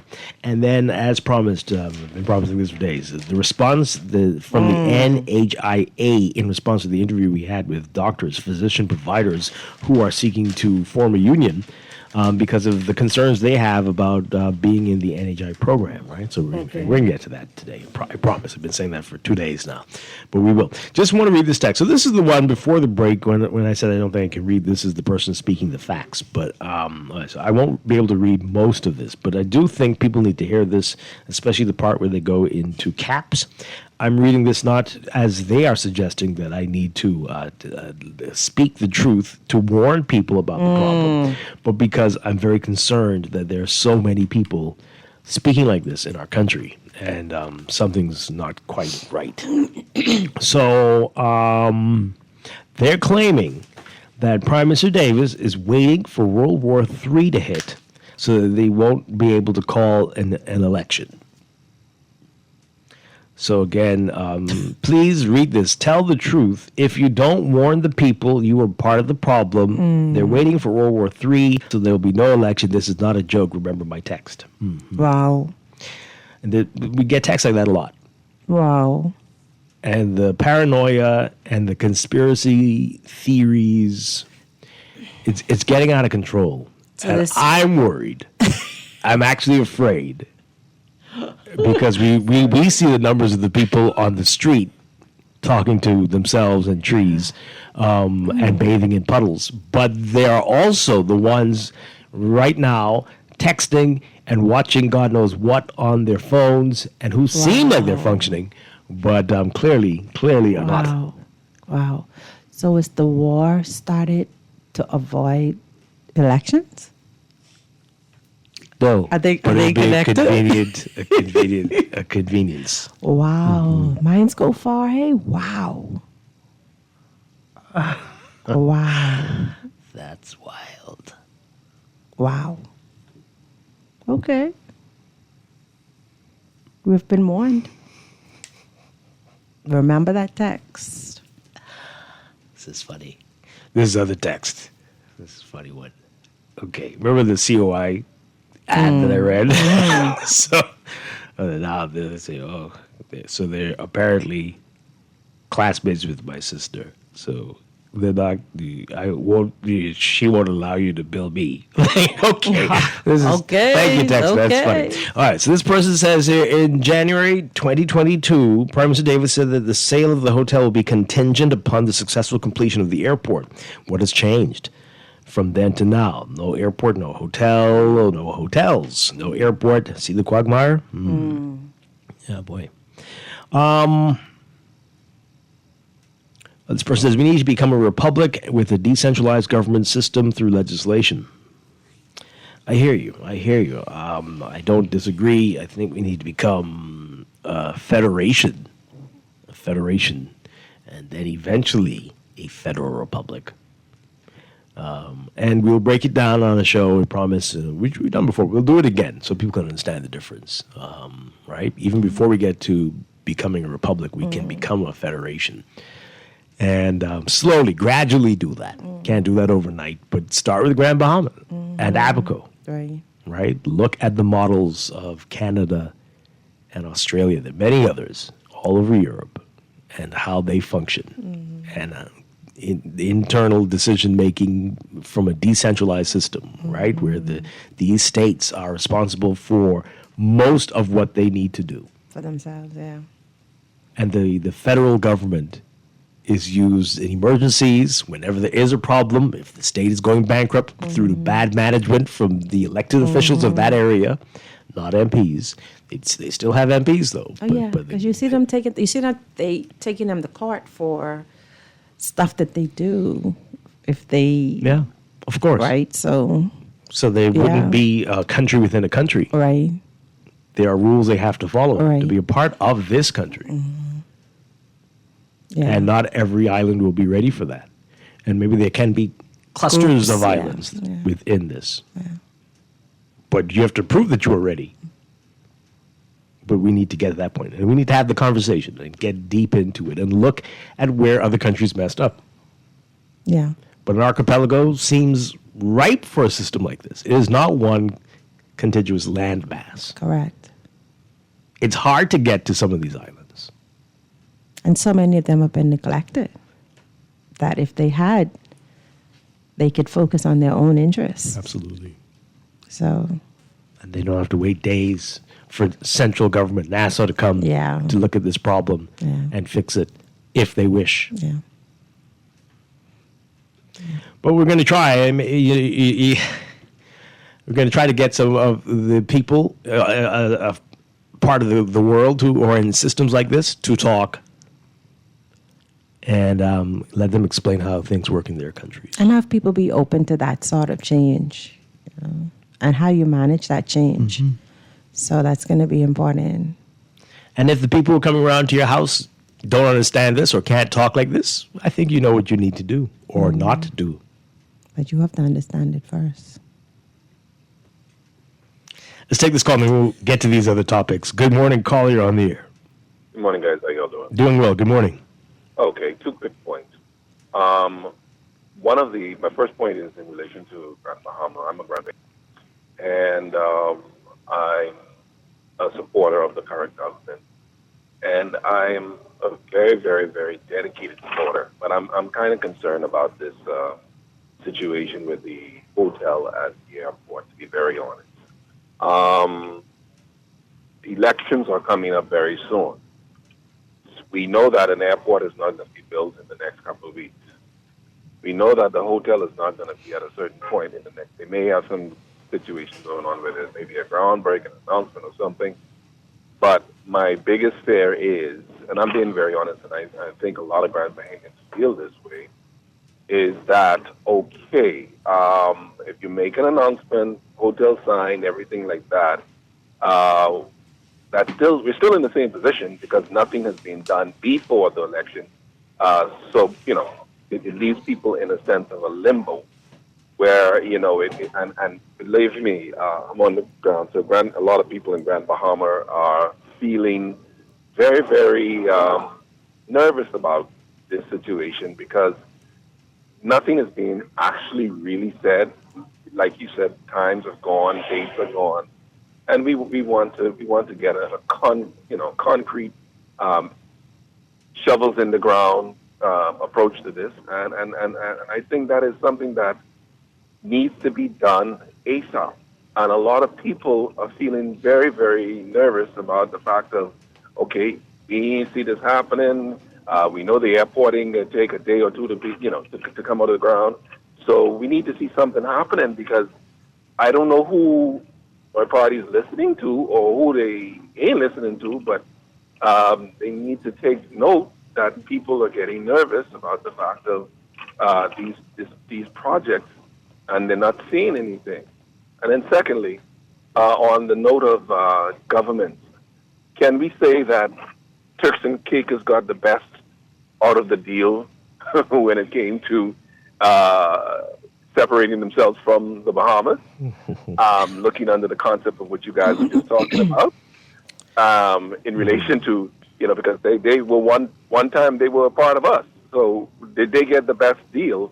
And, because based on what I understand, the economy is doing phenomenally well. So the concept of what you guys are simply trying to say may work.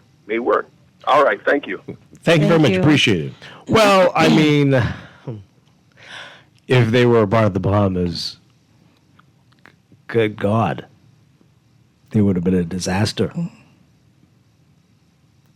It would have been a disaster. I don't know if this is sustainable for them to continue as what they are under the UK. And in the long term, I would invite them to come back, but only if we are a federal republic, and they would have great autonomy over themselves. Yeah. We'd be better, stronger in numbers, right? Yeah. Stronger together. But we are not attractive to them now, I am sure. But if we changed our system, it would be much more beneficial. Much more. But for the time being, that was the better decision for them. If they were a part of the Bahamas, they'd be what? Like us. No, they'd be Mayaguana Part 2. Exactly. And 3 and 4, right? Yes. Neglected. My God. Yeah. Undeveloped. People using their car headlights to light the runway. No. And waiting for once a week flights. No. They're down to once a week. Can you imagine? I don't wow. know. I mean, plenty of places are. Wow. That's crazy. It's insane.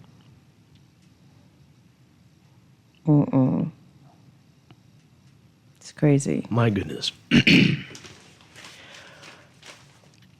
Boy. All right, so let's get to this story. Man who was wrongly jailed for 12 years suing the government for $6.8 million. Our Teaser Davis writing about this. A man who was wrongly convicted of armed robbery is seeking almost $7 million in damages, including $1.114 million for legal costs. Wow. Why didn't I do law school? Anyway, for the time he spent. Oh, again, I like to sleep. You kind of like to sleep. You be here at what time? That's true. Okay. I go to bed far too late. Okay, all right. Just because you don't do it doesn't mean you don't like it. That doesn't even make sense.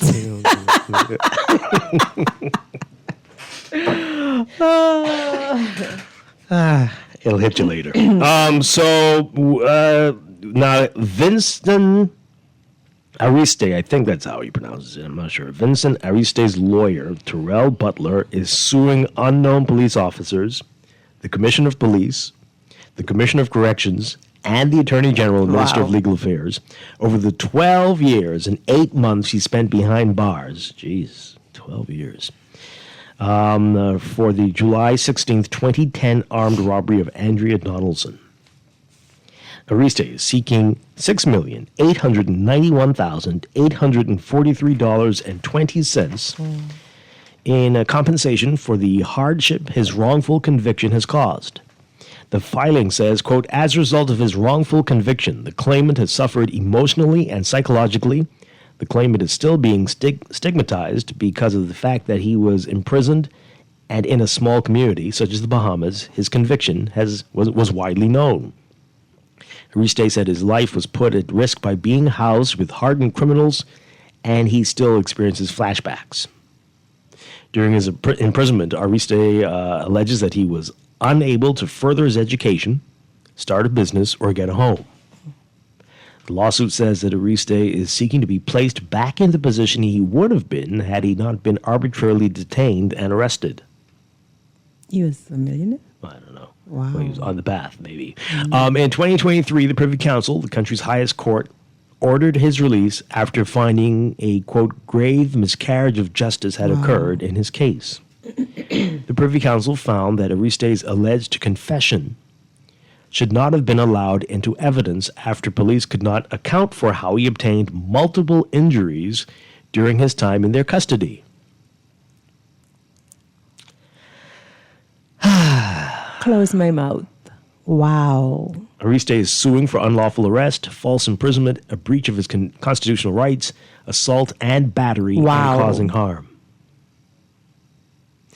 Ariste asserts that he was denied his constitutional right to legal representation during a 2012 trial before now Justice of Appeal Bernard Turner, who sentenced him to 15 years in prison.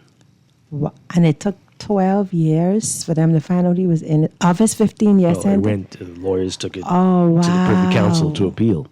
Police investigating the crime went to Ariste's Marshall Road home on July 22nd, 2010, in search of his brother, but detained then 20-year-old Ariste instead. Oh, no. Between July 22nd and 25th in 2010, police investigators alleged that Ariste confessed to multiple armed robberies, including 2 murders, without being presented with any incriminating evidence. The lawsuit said, quote, the claimant's alleged confessions for all of the offenses were untrue and they were not made voluntarily, but were forced due to the abuse of the police officers. Wow. I don't know if 7 million's enough. Exactly. How did they come up with that figure? Boy, okay. No, I don't. You got to add some zeros onto this. I don't know about this. Okay. Anyway, upon his arrest, the detention record said that Ariste appeared in good health. Wow. However, the prison doctor who saw him on admission on July 27th, 2010, observed multiple injuries, including a temporal abrasion, multiple handcuff abrasions, a skin avulsion, I don't know what these things are, and bruising on the buttocks. Wow. Ariste told the doctor that the police had beaten him. The filing alleges that Ariste was deprived of his right to legal counsel. He alleged that he told the police he wanted a lawyer, but they refused and beat him. At his trial, Ariste alleged that his request for a court-appointed lawyer was refused. How? Ariste alleged that while he was in custody, he experienced inhumane and degrading treatment and had to, quote, sleep on the cold concrete and sometimes cardboard. He said he had to endure the stench of human waste in a cramped cell that he shared with 4 other inmates until a night pail was emptied in the morning. What? Well, you know that story. That's. He said the food was of poor quality and sometimes caused diarrhea. Well, the lawsuit also claims that while in prison, Ariste's sight deteriorated due to a lack of medical treatment for pre-existing eye injury, and he risks going blind because he cannot afford surgery. Well, my good Lord. And he only wants almost 7 million? Oh, my goodness.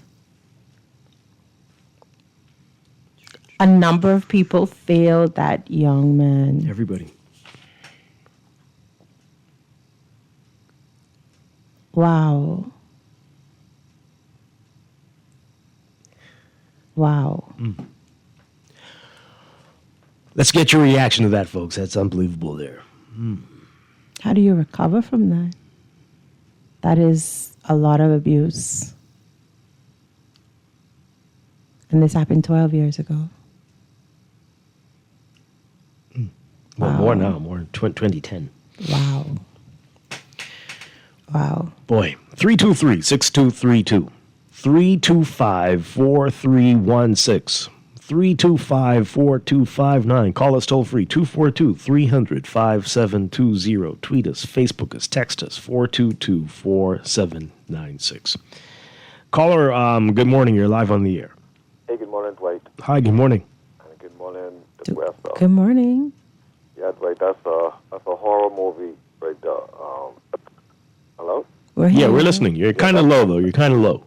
Hello? Yeah, Yes, that's a horror movie, Dwight, because I believe, this is a suggestion, from the Attorney General down to the correctional facility, right? They should have to pay some of this, whatever that man is requesting, because that's a blatant failure of the system. And I mean, they should have to pay. Why we, the taxpayers, can have to pay for their negligence, and they can still have their jobs to repeat the same negligence to somebody else again? That ain't gonna make no sense. So all of the officers, all of the lawyers, everybody who was involved in this case, if this man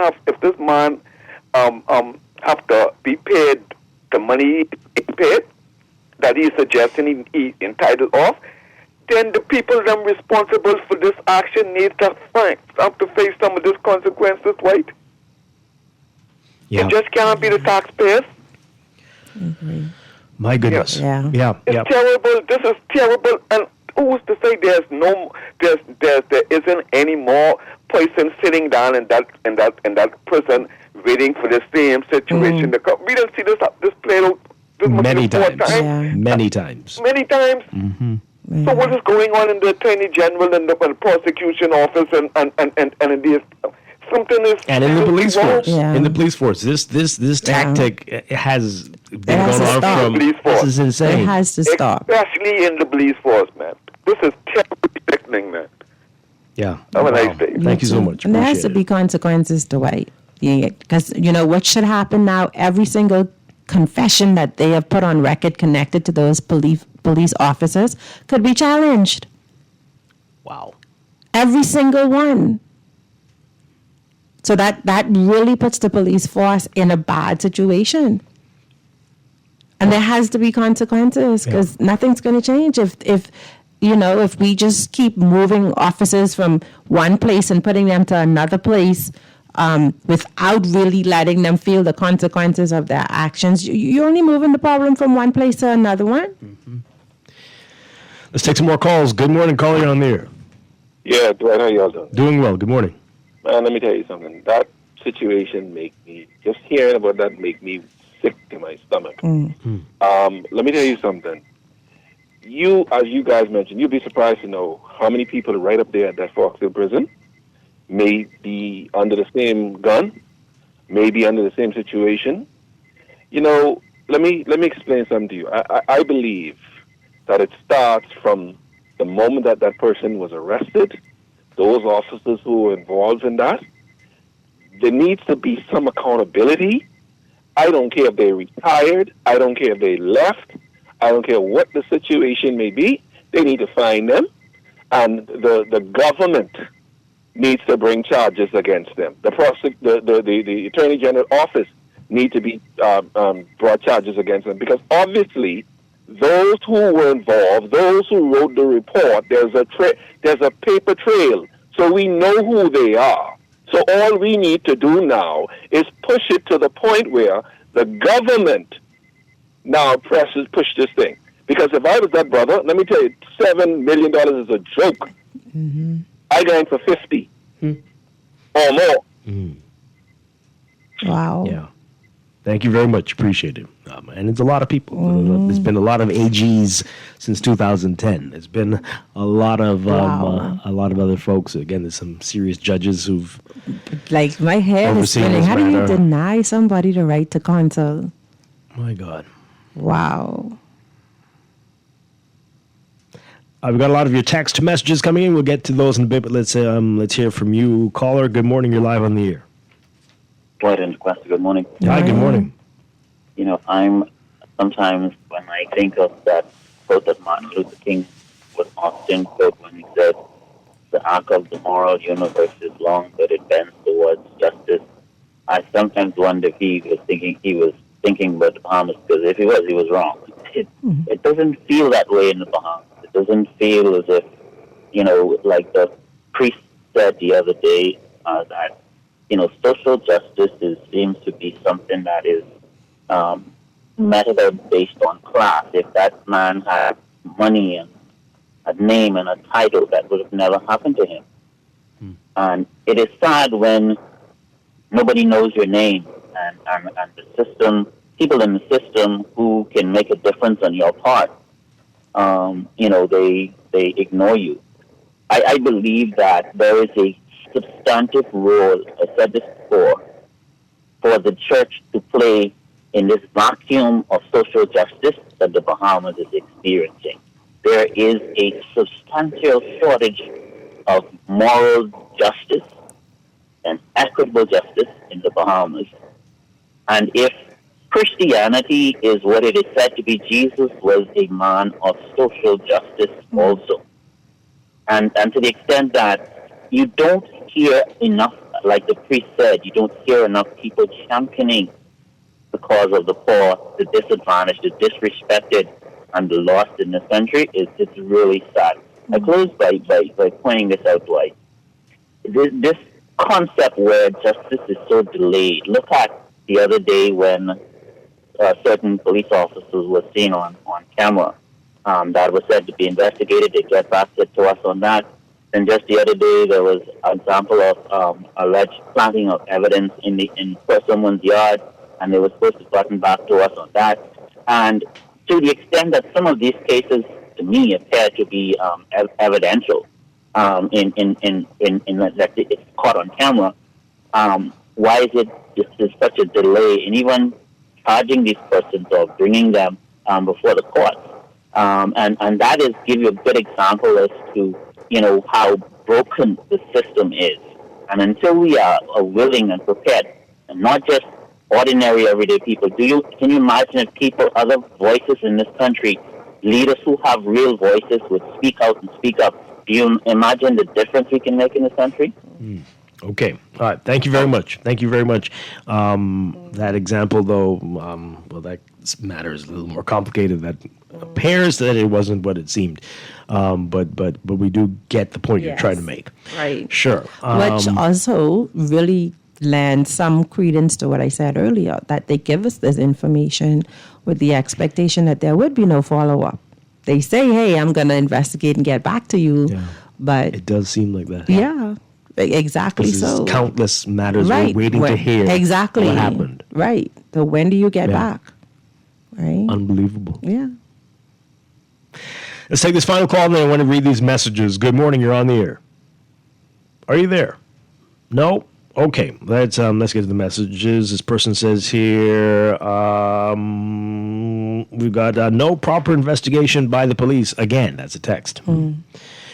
This texter says here, wow, no words. Add zeros to the asking price and go after the personal wallets of all involved, or at least force and prosecute them for any, I think they're trying to say fire.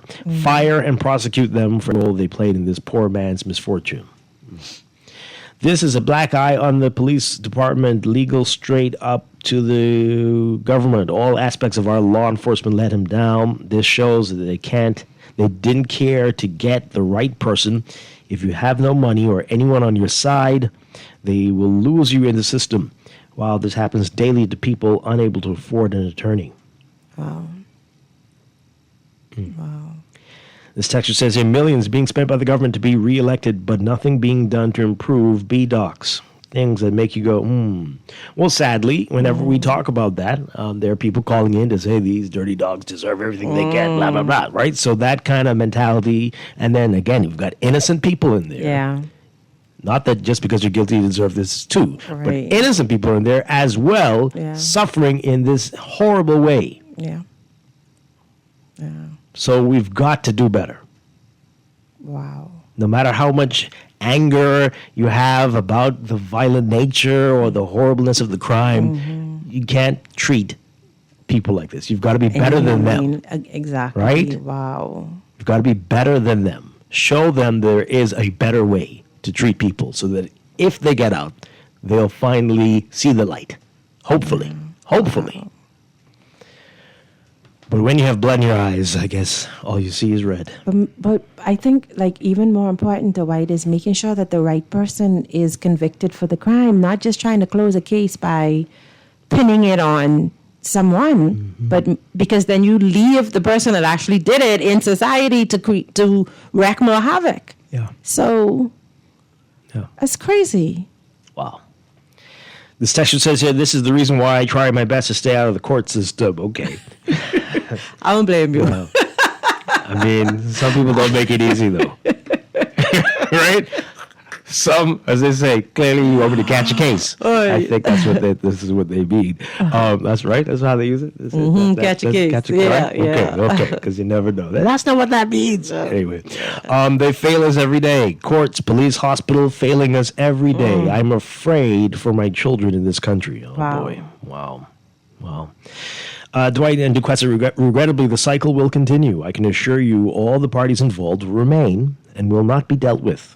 No consequences, no charge, no anything. Like the dog involved shooting, nothing. This is what we do. Well, shooting of the dog. No, it was the dog involved shooting. Yeah, we know what they mean. We know what they mean. We know what they mean. Yeah, but there are no consequences. Exactly. And without consequences, there's no change. So dog involved shooting would have been very serious. Great show. Dwight, I was almost a wrongfully convicted statistic. What? If I didn't hold firm under the punishment CDU officers put on me, to try to close the case. Wow. Yikes. The truth, they call it truth serum. If they beat you, oh my. Sometimes they take you to death's doors to force a confession. Are they still doing that? To this day, I still have nightmares about what they did. Oh, wow. My Lord. Wow. That could give you PTSD. Wow. I really hope you're getting some therapy and support. Yeah. And write a book. But what happened? What happened to those some officers? Money off them. What happened to Make those some money. officers? For instance, in his particular case, Promoted. what happened to those officers? Were they? If you report them, like what? I mean, he didn't go to jail. So what happened to those officers? You don't want to know. Good morning, D&D. Please know that our system is broken. We have too many untrained, emotional people in our system for decades. I like that D&D. Pay that man. Injustice has a headquarters here in the Bahamas. Yikes. That's not what we want. But it seems sadly true. Well, the police investigate themselves, so what do you expect? Dwight, the government and judicial system is corrupted. I'm also afraid for my children, and when the lights turn out, we will be stuck with the same okay. We need to focus on planning, because when you don't plan, you plan to fail. Watch the U.S. and Iran. It will play a huge part in your life, believe it or not. This texter says here, we need qualified, trained people from the private sector to manage our government system. If you report them, they find you and finish the job. What? Oh, what? wow. What? Wow. What? Wow. Wow. Wow. No. Wow. Wow. Okay. Caller, good morning. Boy. Hi, good morning, you're live. No, I know, because of the data. Right. Hi, you're live on the air. Hello? Hi, turn on your radio for us, please. Turn on your radio. Morning. Hey. Yeah, it's Dwight. So, as I was saying earlier, about the South Prison thing, I have mentioned that I think, at least more than twice. We have not learned anything from the Japanese, more than 10 years ago. Like, we keep doing the same thing over and over.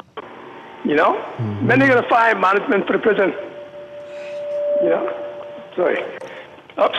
Yeah, when we find management for the prison, they keep bringing a consultant, bring the right consultant and teach them how to manage the prison, or, to use some computer thing to let them know that this point in time is up. And they start getting their bonus and also the gratuity. Come on. The public shouldn't be made to pay for that. And our tax keep going up. That ain't fair. Jesus. Let me get it right, man. Okay. Have a good day. Thank you very much.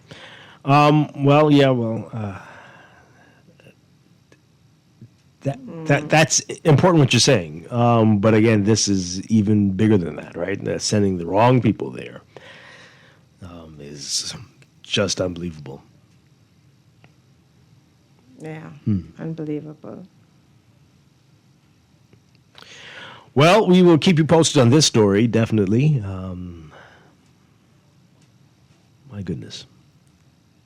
We got to take a break. A whole lot more coming up in just a bit. This is Morning Blend on Guardian Radio 96.9. I had to go buy protection, can't make her my BM. She got them big melons and I wanted to see them. Thick like cold grits, fine as can be. Sweeter than guava jam, she got all the meat. Waist like a horse, thick in the ties. Call me like your Uber girl, can't come for this ride.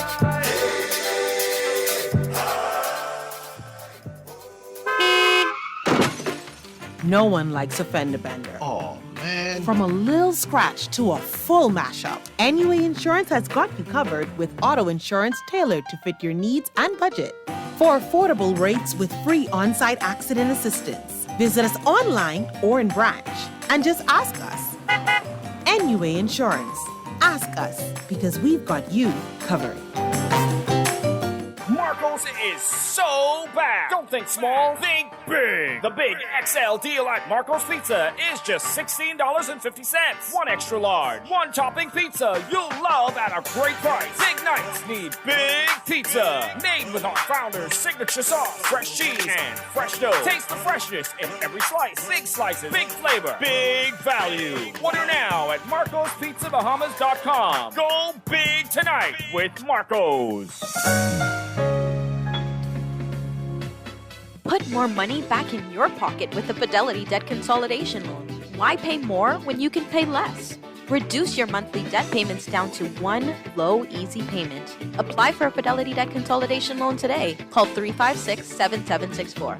Fidelity, we're good for you. Get set. Track and field fans, it's that time. Time for the B3A Carifta Trials, March 20th through 22nd at the original Thomas A. Robinson Stadium. Come see the country's finest young athletes in blazing battles on the track and fierce field competition as they look to book their tickets to the 53rd Carifta Games in St. George's, Grenada on the Easter holiday weekend. Who will make the team to represent the Bahamas?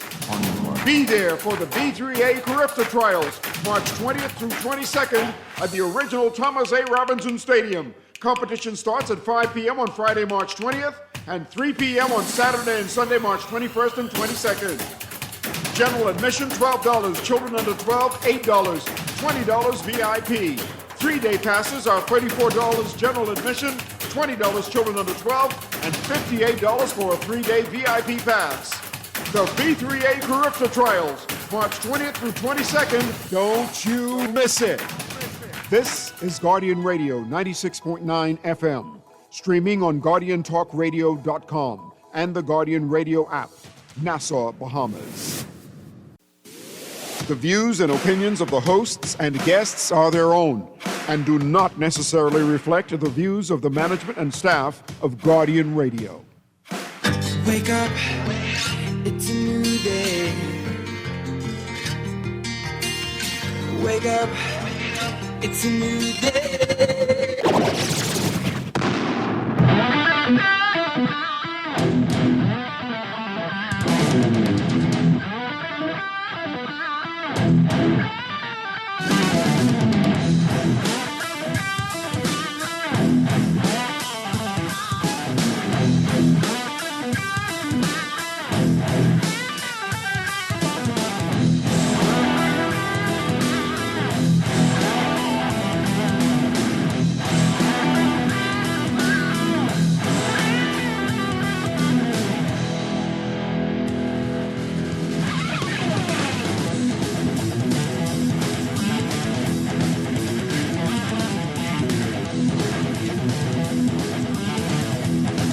Good morning and welcome to Morning Blend Business on this Tuesday, March 17th, 2026. Welcome back to our Morning Blend listeners. Once again, I'm Dwight Strachan along with DeQuesta Dean, and it is time. It's already the third Tuesday of the month. The month is flying by. Unbelievable. That means it's time for our Chamber Hour series with the Bahamas Chamber of Commerce and Employers Confederation. As always, CEO Dr. Leo Roll is with us, and this month we are focusing on health. Yes, good morning, Dwight. Good morning, DeQuesta. Good morning. All right, so we've got some other guests in the studio, and we've got from Doctors Hospital, Carlisle Bethel, and we've got from Executive Healthcare Concierge Services, Kriston DeVoe. Good to have you all with us in studio. Good morning. Pleasure to be here. Good morning. Good morning. It's a pleasure to be here. Thank you. All right.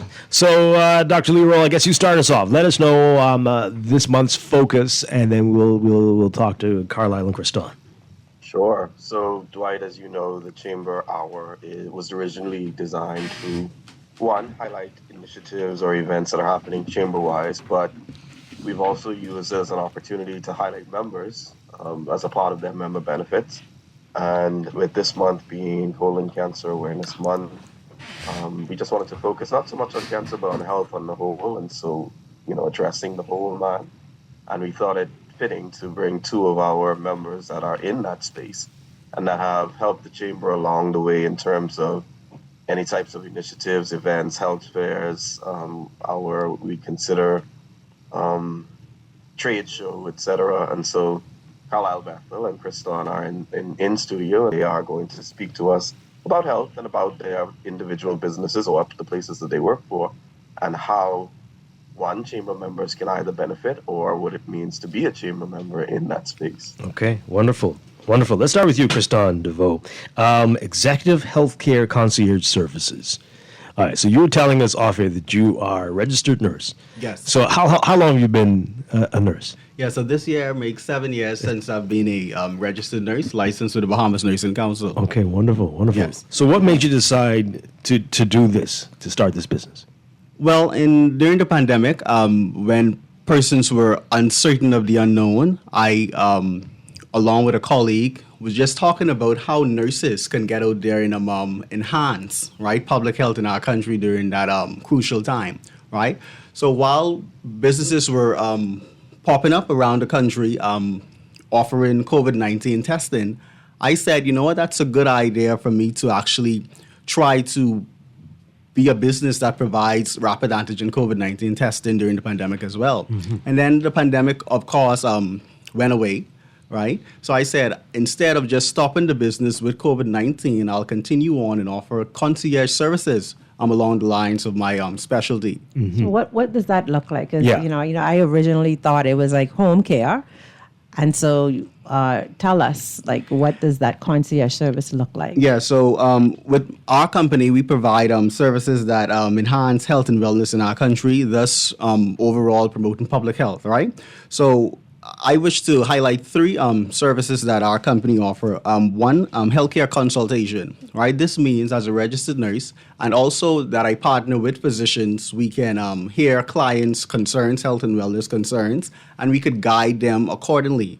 If any referrals are necessary, we could refer them and just steer them in that right direction for optimum health. Mm-hmm. Okay. So consultation. Mm-hmm. Yeah. So healthcare consultation, right? And then the difference between the home care and the concierge service, that the home care is done in the home for a long period of time, whereas concierge service, you can just come in, do the service, and then you go. It's more fast turnover as opposed to home care, which can be a long, indefinite time frame. Right. Like what type of service? Is it like drawing blood? Is it like pregnancy tests? I mean, like what do you go in home? The service other than consultation? Okay, so consultations, persons can actually, like I said before, get guided by us. But in terms of going in homes, my company don't go in homes to provide any services for patients in home, right? So that's just one service I highlighted. So the second service I want to highlight here today is the corporate healthcare services, right? Okay. So this is where small and big businesses can engage our company to come to their company and host a health and wellness initiative for their business, right? Mm-hmm. So oftentimes when human resource departments think of an initiative for their staff, They think about the grill and chill with the alcohol and the big chicken and all those stuff.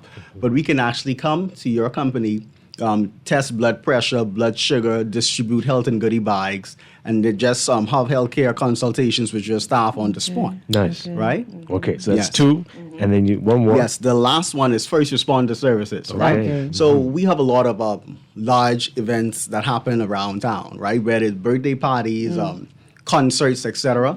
So my company can provide a team of first responders to work at that event, and just in case any medical emergency arise, Excellent. right? Yes. So how many people are part of your team? Yeah, so part of my team currently, I have a team of 20, right? Wow. 15 of them being registered nurses and 5 doctors on standby. Okay. Yes. That's excellent in such a short period of time. Yes. To have this going. So when you say you're providing guidance, what are you seeing? What are you seeing in terms of the health of your clients and the health of our nation? What are some of the trends that you're noticing? Yeah, so anytime I speak about healthcare in our country, I like to remind the Bahamas that we are in a public healthcare crisis, right? Our public Seeing the headline in one of the papers today. Yeah. Hospital in the worst state in years. not your hospital. Right? and I agree 100%, right? So I'm seeing persons who are hypertensive, right? They're not adherent to their medication therapy, who are diabetics, the same, and some persons who want to be adherent to the medication therapy but simply can't afford it, right? Because the cost of living has, in recent times, fluctuated to the sky. All right, so persons choose they buy a meal or buy their blood pressure tablets, right? I often rotate through Princess Margaret Hospital, right? And I was on a ward the other day, and I saw five patients in that hospital ward, all under 50 years old, diagnosed with stroke.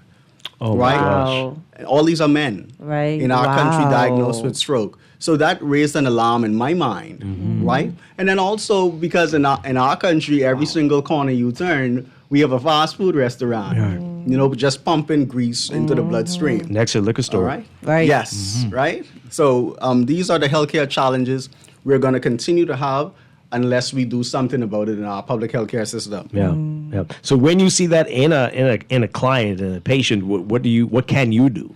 Well, as nurses are natural educators, right? So what I can do, I can speak to the client as to find out the reason why they're not taking their med, whether it's a socioeconomic issue or the medication may not make them feel good, right? And then guide them accordingly.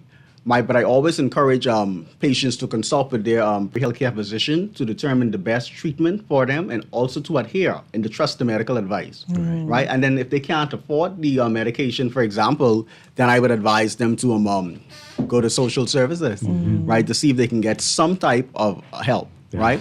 We were grateful in 2017 thereabout to been afforded as a country national health insurance. So that's always an excellent program. I always encourage my clients to go and sign up for, right? They can receive primary health care free, basically from the government, right? Yeah. So how many clients do you have now? Well, with concierge services, clients fluctuate. They come and go. Right, they come and go. Right. So to give an overall number of how many clients I have, would be probably challenging. Okay. But people are open to people are having open. this. Yes, people are open. Okay. And are you noticing any pattern in terms of the types of people who come to you? Are they younger, older? What do you see? Well, so I notice a lot of young persons are beginning to come and seek consultation, right? And it's dominantly along the lines, surprisingly, of asking questions about STDs, right? So last year, the Bahamas Ministry of Health and Wellness released some statistics that chlamydia cases were on a rise, right? With 76% of the infected persons were females alone. Wow. And what was most amazing is that the age bracket of the affected persons were 15 years old to 19 years old. So that was outstanding to me, right? So their concerns are always about STDs and safe sex practices and even more so birth control, right? Family planning as a registered nurse working in the community on a daily basis, I realized that family planning is compromised in our country as well, right? So in the public clinics, just several weeks ago, patients were being forced to go to the private pharmacies to purchase their birth control injections because the government did not have any more. And I found that amazing as well. And then they were told to bring the Depo-Provera shot back to the clinic for a nurse to administer it to them. Insane. Right? That's very insane. Insane. All right? Yeah. Oh, man. Wow. Okay. Wow. That is a lot. Just kind of switching the tone of the conversation for a minute. You don't see many male nurses here in the Bahamas, particularly. You see it more so in the United States. There are a lot of them. So, what inspired you to go into nursing, and how many males do you see in this field, and do you recommend it for a career for more men? Yeah. So, what inspired me to join nursing was that when I was in senior high school, I joined a program called the Nursing Cadet Program, right? And that was a program put on at that time by the Ministry of Health and Wellness. And I think it's a program that's still ongoing today.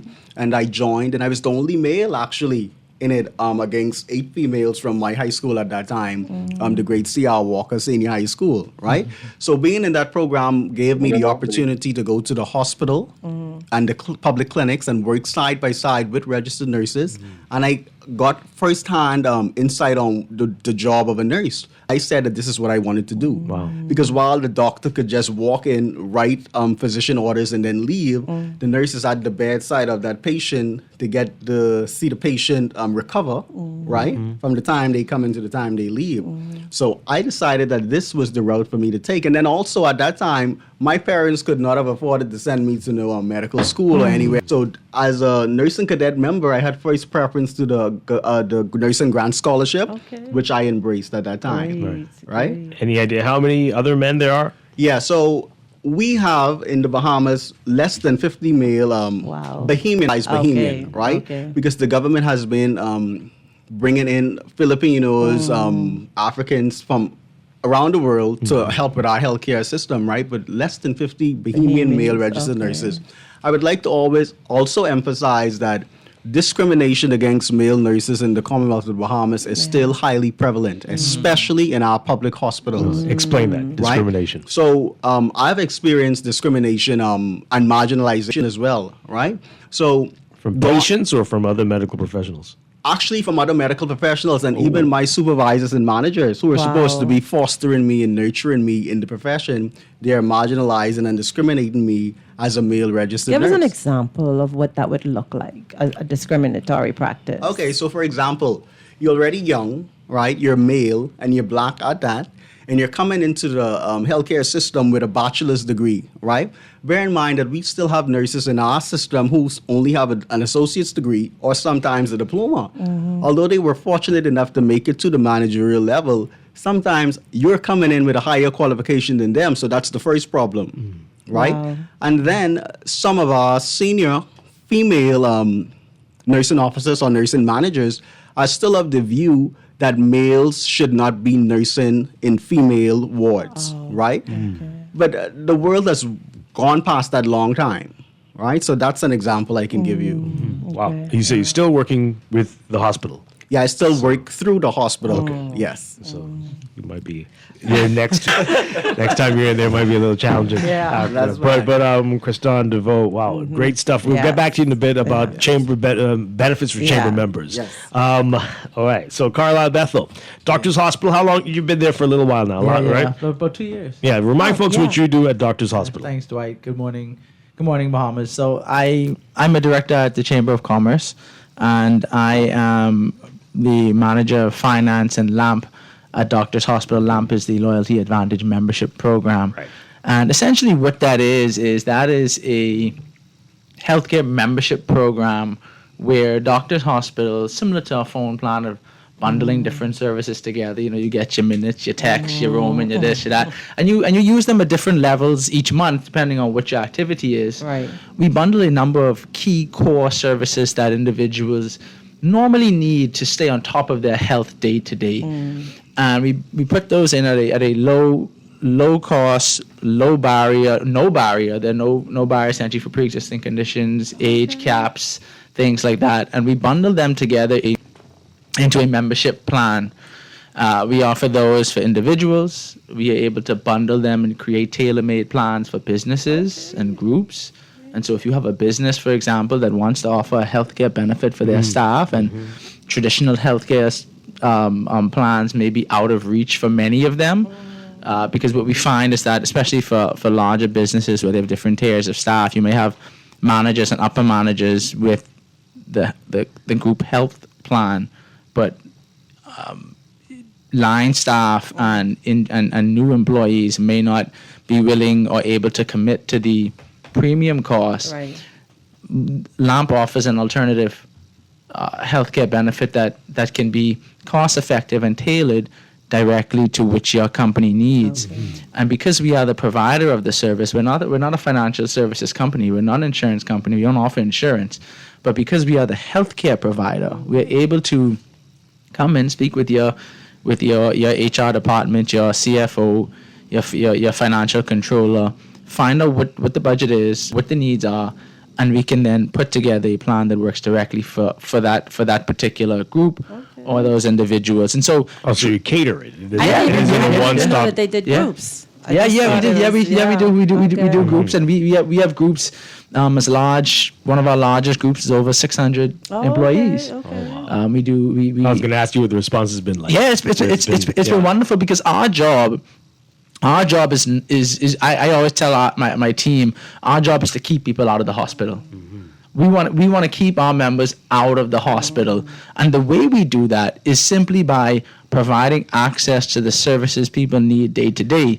Because what Doctors Hospital has learned from over 7 of providing world-class healthcare in the Bahamas is that it is the NCDs, those underlying conditions, which go unchecked, which go unmanaged, that result in issues spiraling out of control. Right. Someone with severe diabetes, if they buck their toe and cut their toe, that cut can't heal, and that now leads to him or her being dated. And so, but by having access to the services you need, you can now manage that. And then March is National Colorectal Cancer Month. That's another example of an NCD causing an issue that's caused heavily linked to NCDs, underlying conditions, lifestyle habits. And through LAMP and through Doctors Hospital, we're able to work directly with our members, work directly with your group, whether it be a family. We have families that are joined on in group plans, and you get discounts and so forth. And we are able to now work with you to take control of your health. So is it cutting out the middleman? Is that the way to see it? I wouldn't say cutting out the middleman, but I would say we form a direct patient to provider relationship. It's different. That sounds like That's fine. It's different. So under LAMP, explain how the program works a little. So do you get free services? Do you get discounted services? So tell us exactly, since you're not in competition, tell us how your program is different. So it's a little bit of both. Okay. It's a little bit of both. So LAMP in its basic, most fundamental definition is, as I mentioned before, we bundle the services together. And similar to your phone plans, we have different tiers, different levels. So we have a LAMP Primary, which comes in at about $40 plus VAT, which handles primary care services. Then we have a LAMP Ultimate, which has primary care and urgent care, which is about $119 a month. And interestingly, we're putting together a new plan that goes into emergency care, hospitalization, and so forth, specialist care. And what we hope to do, because whenever just to give the Bahamas a snapshot of the healthcare landscape, whenever you go to see a physician or a healthcare facility, your visit is going to fall in primarily one of 3 categories. One is primary care. That's mainly where NHI works. That's the area that Kriston is speaking about. Very much diagnostics, dealing with the day-to-day things, that are meant to take control of your day-to-day health.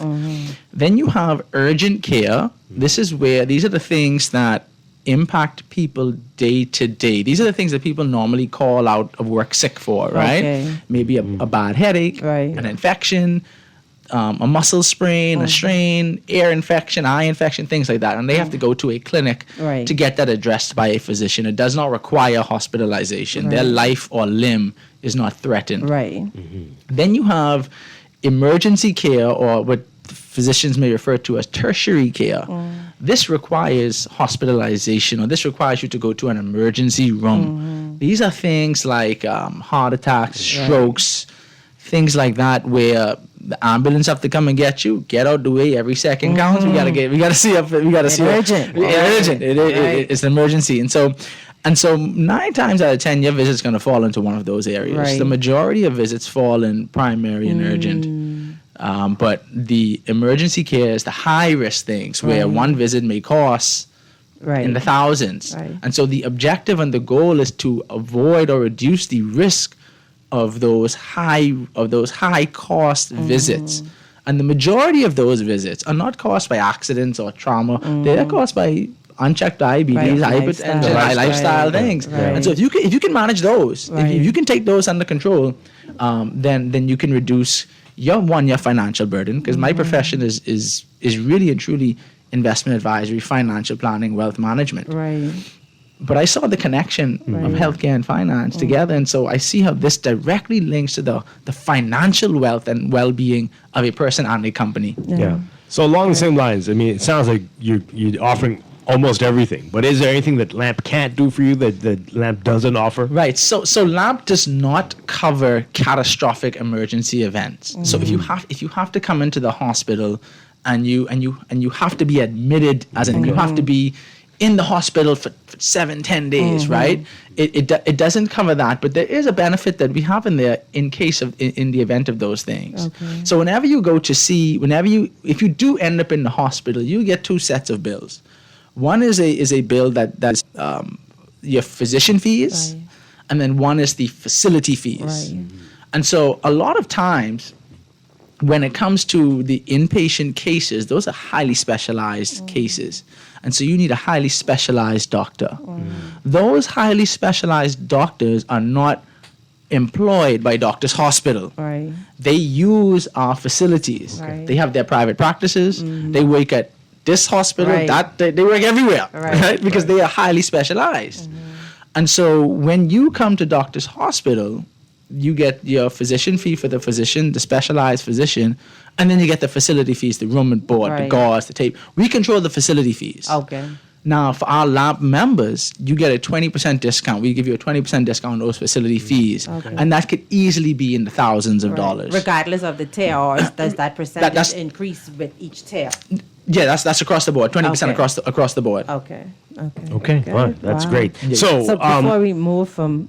I just one more. So you can have insurance. And yes, they work together. They work together. And I'll give you an example of how they work sometimes, right? So when you come to Doctors Hospital's emergency room, there is a base balance that is required, right? The base would be around $3,000 to $5,000.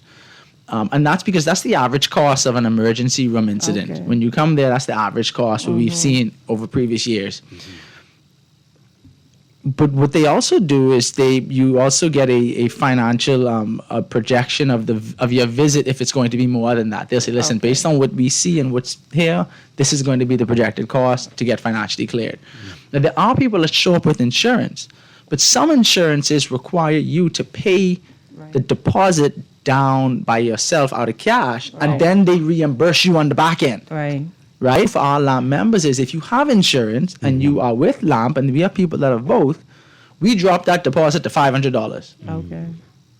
And then we deal with everything else on the back end. So in the time of emergency, when you need care, you don't have to worry about coming up with that deposit, that cash that you may have to go sell something or go pull, right? We say don't worry about that. You are a member.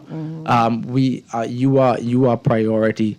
And then we handle it on the back end. So you don't have to worry about running on your insurance company for the deposit and this and that. We cut all that out. That's good to know. You mentioned money. So how do you find out about the cost, how LAMP works? So there are LAMP is a Doctors Hospital product service. It's only available at Doctors Hospital facilities. You can't take LAMP the Cleveland Clinic. Right. I got laugh. No, they got to come to Doctor's Hospital. Right. But it is recognized at all of our facilities. So whether you are in Exuma, New Providence, Grand Bahama, opening up a brand new hospital in Grand Bahama, Rockwell. We have 2 clinics in Grand Bahama, in one at 8 Mile Rock, one in Freeport proper.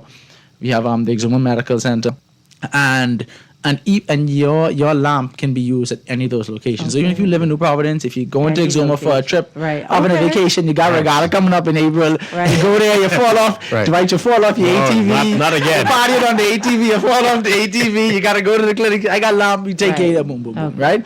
So there's that.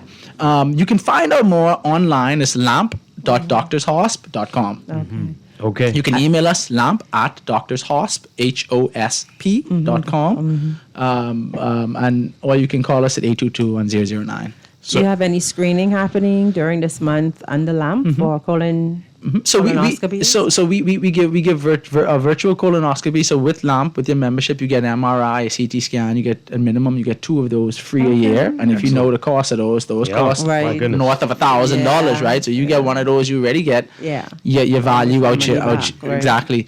You can use one of those for a virtual colonoscopy, and we encourage our members to use their services.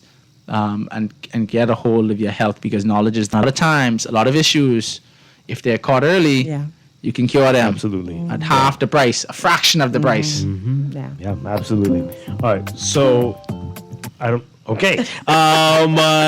It sounds like you already talked about a lot of benefits, but are there additional ones for chamber members other than what you talked about already? So with the chamber members, we actually we was working with Leo about this. So we build discounts based on group size. Okay. Right. The larger your groups are, the bigger the discount. But on top of that, if you are a chamber member, we add on another discount onto there, at minimum a 10% discount onto there for our chamber members as well. So 20 plus 10. 20 plus 10. So we have and the key thing about this is that because we Doctors Hospital are the providers of the service, we are the final decision makers. We are a Bahamian owned, Bahamian run company, providing excellence for 70 years. We don't report to any foreign subsidiary, any foreign overlords, grandfathers looking down us, telling us what to do. We are able the flexibility. We are able to provide the custom tailoring to your business based on your needs, because we're here, we live it, we in this together as Bahamians, and so it's a pleasure, it's a prideful product for the company. Excellent. And Kriston, what about executive healthcare concierge services? Any special benefits for chamber members? Yes, definitely. So since I became a member of the chamber, actually, I saw my clientele going up. Oh, okay. So once I became an official member, and the blast went out, advertising and welcoming me. How long has it been? It's been a little over a year. Okay. Right? Okay. So I had a lot of persons contacting me, say, hey, I saw that you're a member of the Chamber of Commerce now, and what's your business all about? And I always like to promote my corporate healthcare services, right? So I offer all Chamber fellow members 10% discount on the corporate healthcare services, right? So that's one benefit for Chamber members from my company. Okay. Fantastic. Dr. Leo Roll, you got some exciting things going on with your members. What else you want to add to what's happening here this month?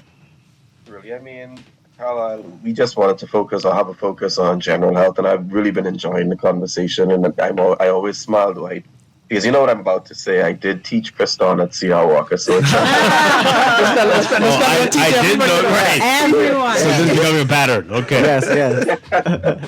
It is a sobering moment to see, so many students doing so well. I see it every day, and that in and of itself is a blessing for me.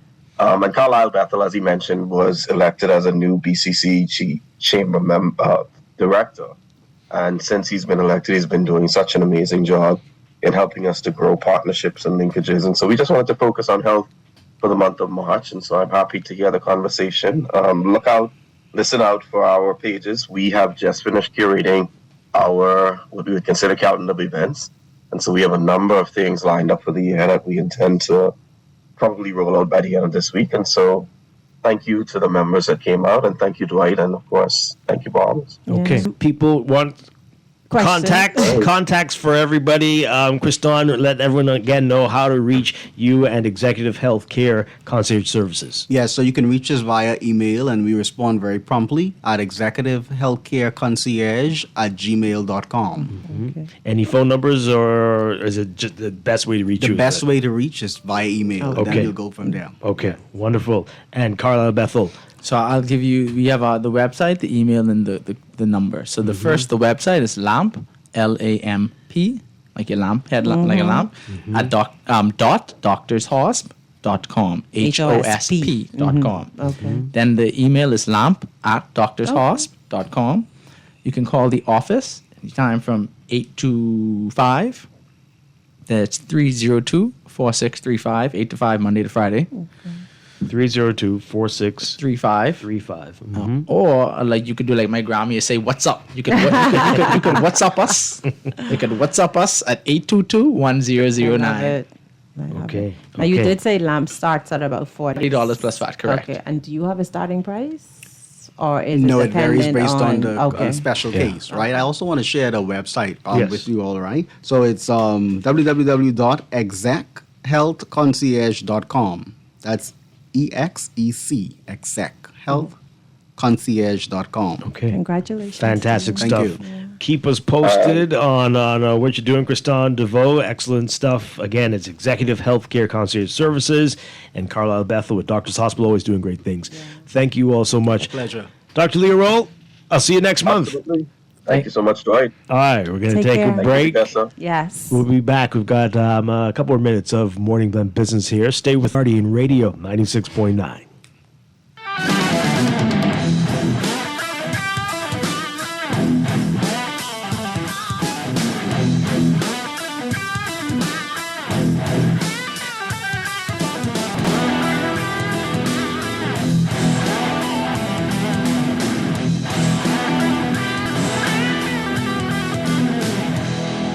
Hey folks, thanks for your patience. We'll be taking off very shortly. You should be wheels up in about 40 minutes.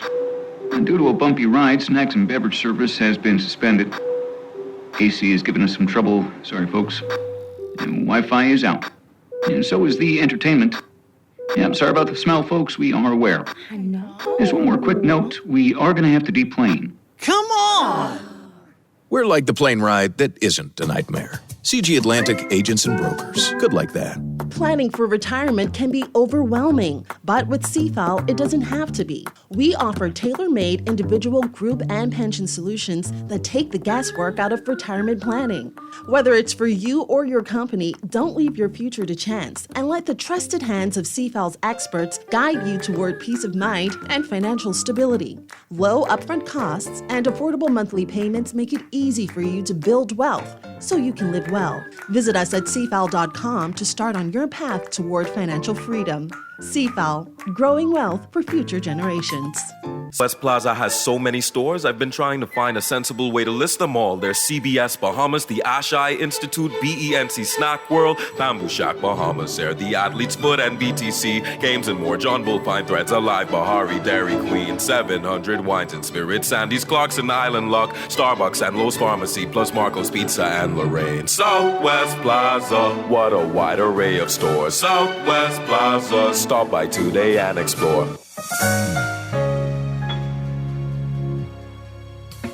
Struggling to find your... Make that move to Fidelity and let us help you orchestrate your financial goals into perfect harmony with free financial coaching sessions.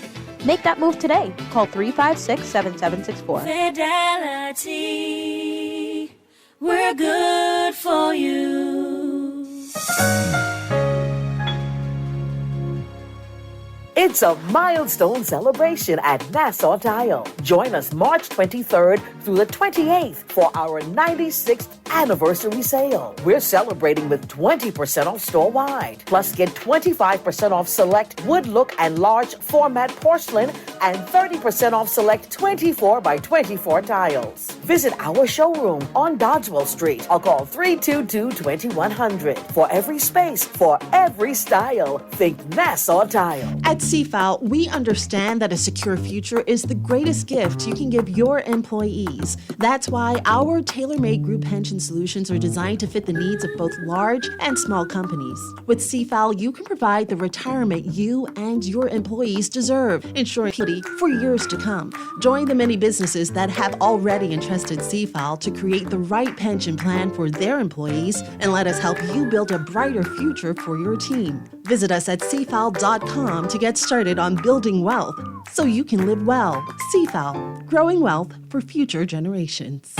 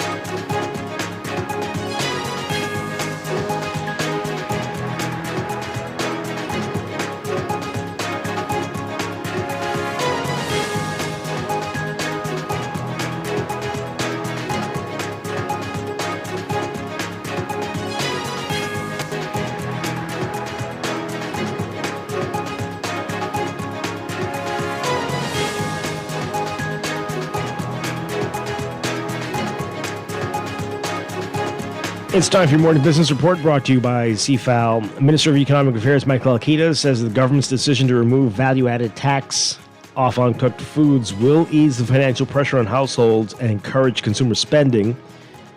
Alquita says that the VAT reduction is not the only measure introduced to address affordability. He says the government also implemented a series of tax and duty reductions on essential goods, particularly food items.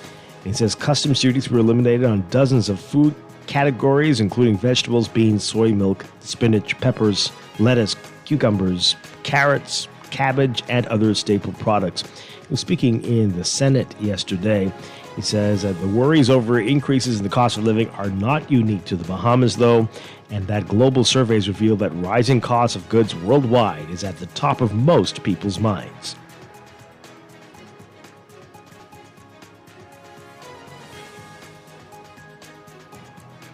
In your Market Watch, recapping trading on the BISX from Monday, your market movers. Commonwealth Bank moving 130,000 shares, closing at $4.25, down 25 cents. FamGuard moving 2,000, up 20 cents to close at $7.15. Benchmark moving 1,000, up 12 cents, closing at $2.30. Bahamas Waste moving 500, unchanged at $10.41. Consolidated Water up 3 cents, closing at $6.93, and Emira Incorporated up 4 cents, closing at $13.11. The BISX All Share Index closing at 3,172.88, up 0.14. That's your Market Watch, and that is your morning business report brought to you by CFAL, growing wealth for future generations.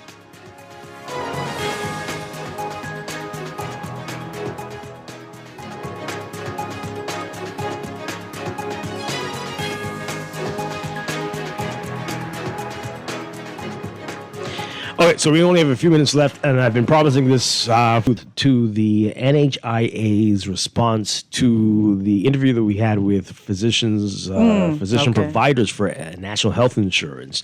The National Health Insurance Authority paying close attention to that show. They were listening, and they sent this statement to us immediately. In fact, there's been reporting on it by the Nassau Guardian in yesterday's paper, and the former Minister of Health and FNM Chairman Dr. Dwayne Sands is in the paper today talking about this as well. But this is what the NHIA is saying, the National Health Insurance Authority. So the National Health Insurance Authority acknowledges the appearance of Dr. Ian Kelly and Dr. Notra Archer Cartwright on the Morning Blend show on Thursday, March 12th, 2026. Yes, we're mentioned in it. NHI appreciates a balanced perspective of the Morning Blend show. Thank you. In inclusion of NHI providers, but notes with disappointment that there were several inaccuracies and misrepresented information shared during the discussion. We wish to issue a timely clarification, receives accurate and balanced information, and the dissemination of incorrect information undermines public trust and affects both our beneficiaries and other providers within our network. Now, again, they were on NHIA on a few weeks prior to this, but this is the providers were giving their perspective on the issues. So the statement says the NHIA provider agreement. The NHIA is aware of a small group of physicians seeking recognition as an official representative body and pursuing trade union status to represent physician concerns and program input. The proposed union falls outside the employee-employer relationship contemplated under the Industrial Relations Act, which is designed for the representation of employees. NHI physicians are not employees of NHI, but independent private providers who contract with NHI as vendors, and therefore the traditional industrial relations framework or industrial agreements does not apply to them. The legislative framework guiding the program provides that the authority engages formally with the Medical Association of the Bahamas. Statutorily, the MAB is the nationally recognized professional body that represents NHI physicians and has convened a 100% NHIA provider subcommittee of the MAB board since 2024, providing for direct NHIA provider stakeholder input. The NHIA firmly rejects any attempt to undermine the statutory obligation of the Medical Association of the Bahamas or endorse a power struggle among dissident or unrecognized groups seeking to position themselves as the sole representative body for physicians within the NHI program. Oh boy. In keeping with the established legal and institutional framework, NHIA has extended an invitation to the physician provider group representatives to meet and engage jointly with the MAB committee and NHIA, and to date there's been no response. Wow. Recent public commentary suggesting that providers are leaving the NHI network in large numbers is also inaccurate. NHIA maintains a strong network of participating physicians with a wait list of providers seeking registration under the NHI. The authority is also actively working to strengthen the capacity of existing providers to ensure continued access and stability work. So, with the payment issue, which is a big problem for the providers, NHI committed to transparency, remains committed regarding provider payments and program financing. Currently, NHIA or NHI Bahamas is 1 month behind the payment schedule. Payments for the month of February 2026 remain outstanding, and we are continuing to address payment delays. NHIA facilities have been directly informed about the program growth and funding management. A meeting was held in July 2025 with the NHIA medical directors to highlight the 2025-26 budget allocation and necessary sustainability measures. Both physicians were in attendance. During the 2024-25 fiscal period, approximately 85% of the NHIA's budget was allocated directly to provider payments, with the remaining funds used to support essential administrative and operational functions. This breakdown was communicated to the provider network in July 2025. Fees quote annual program registration fees and not monthly fees as asserted.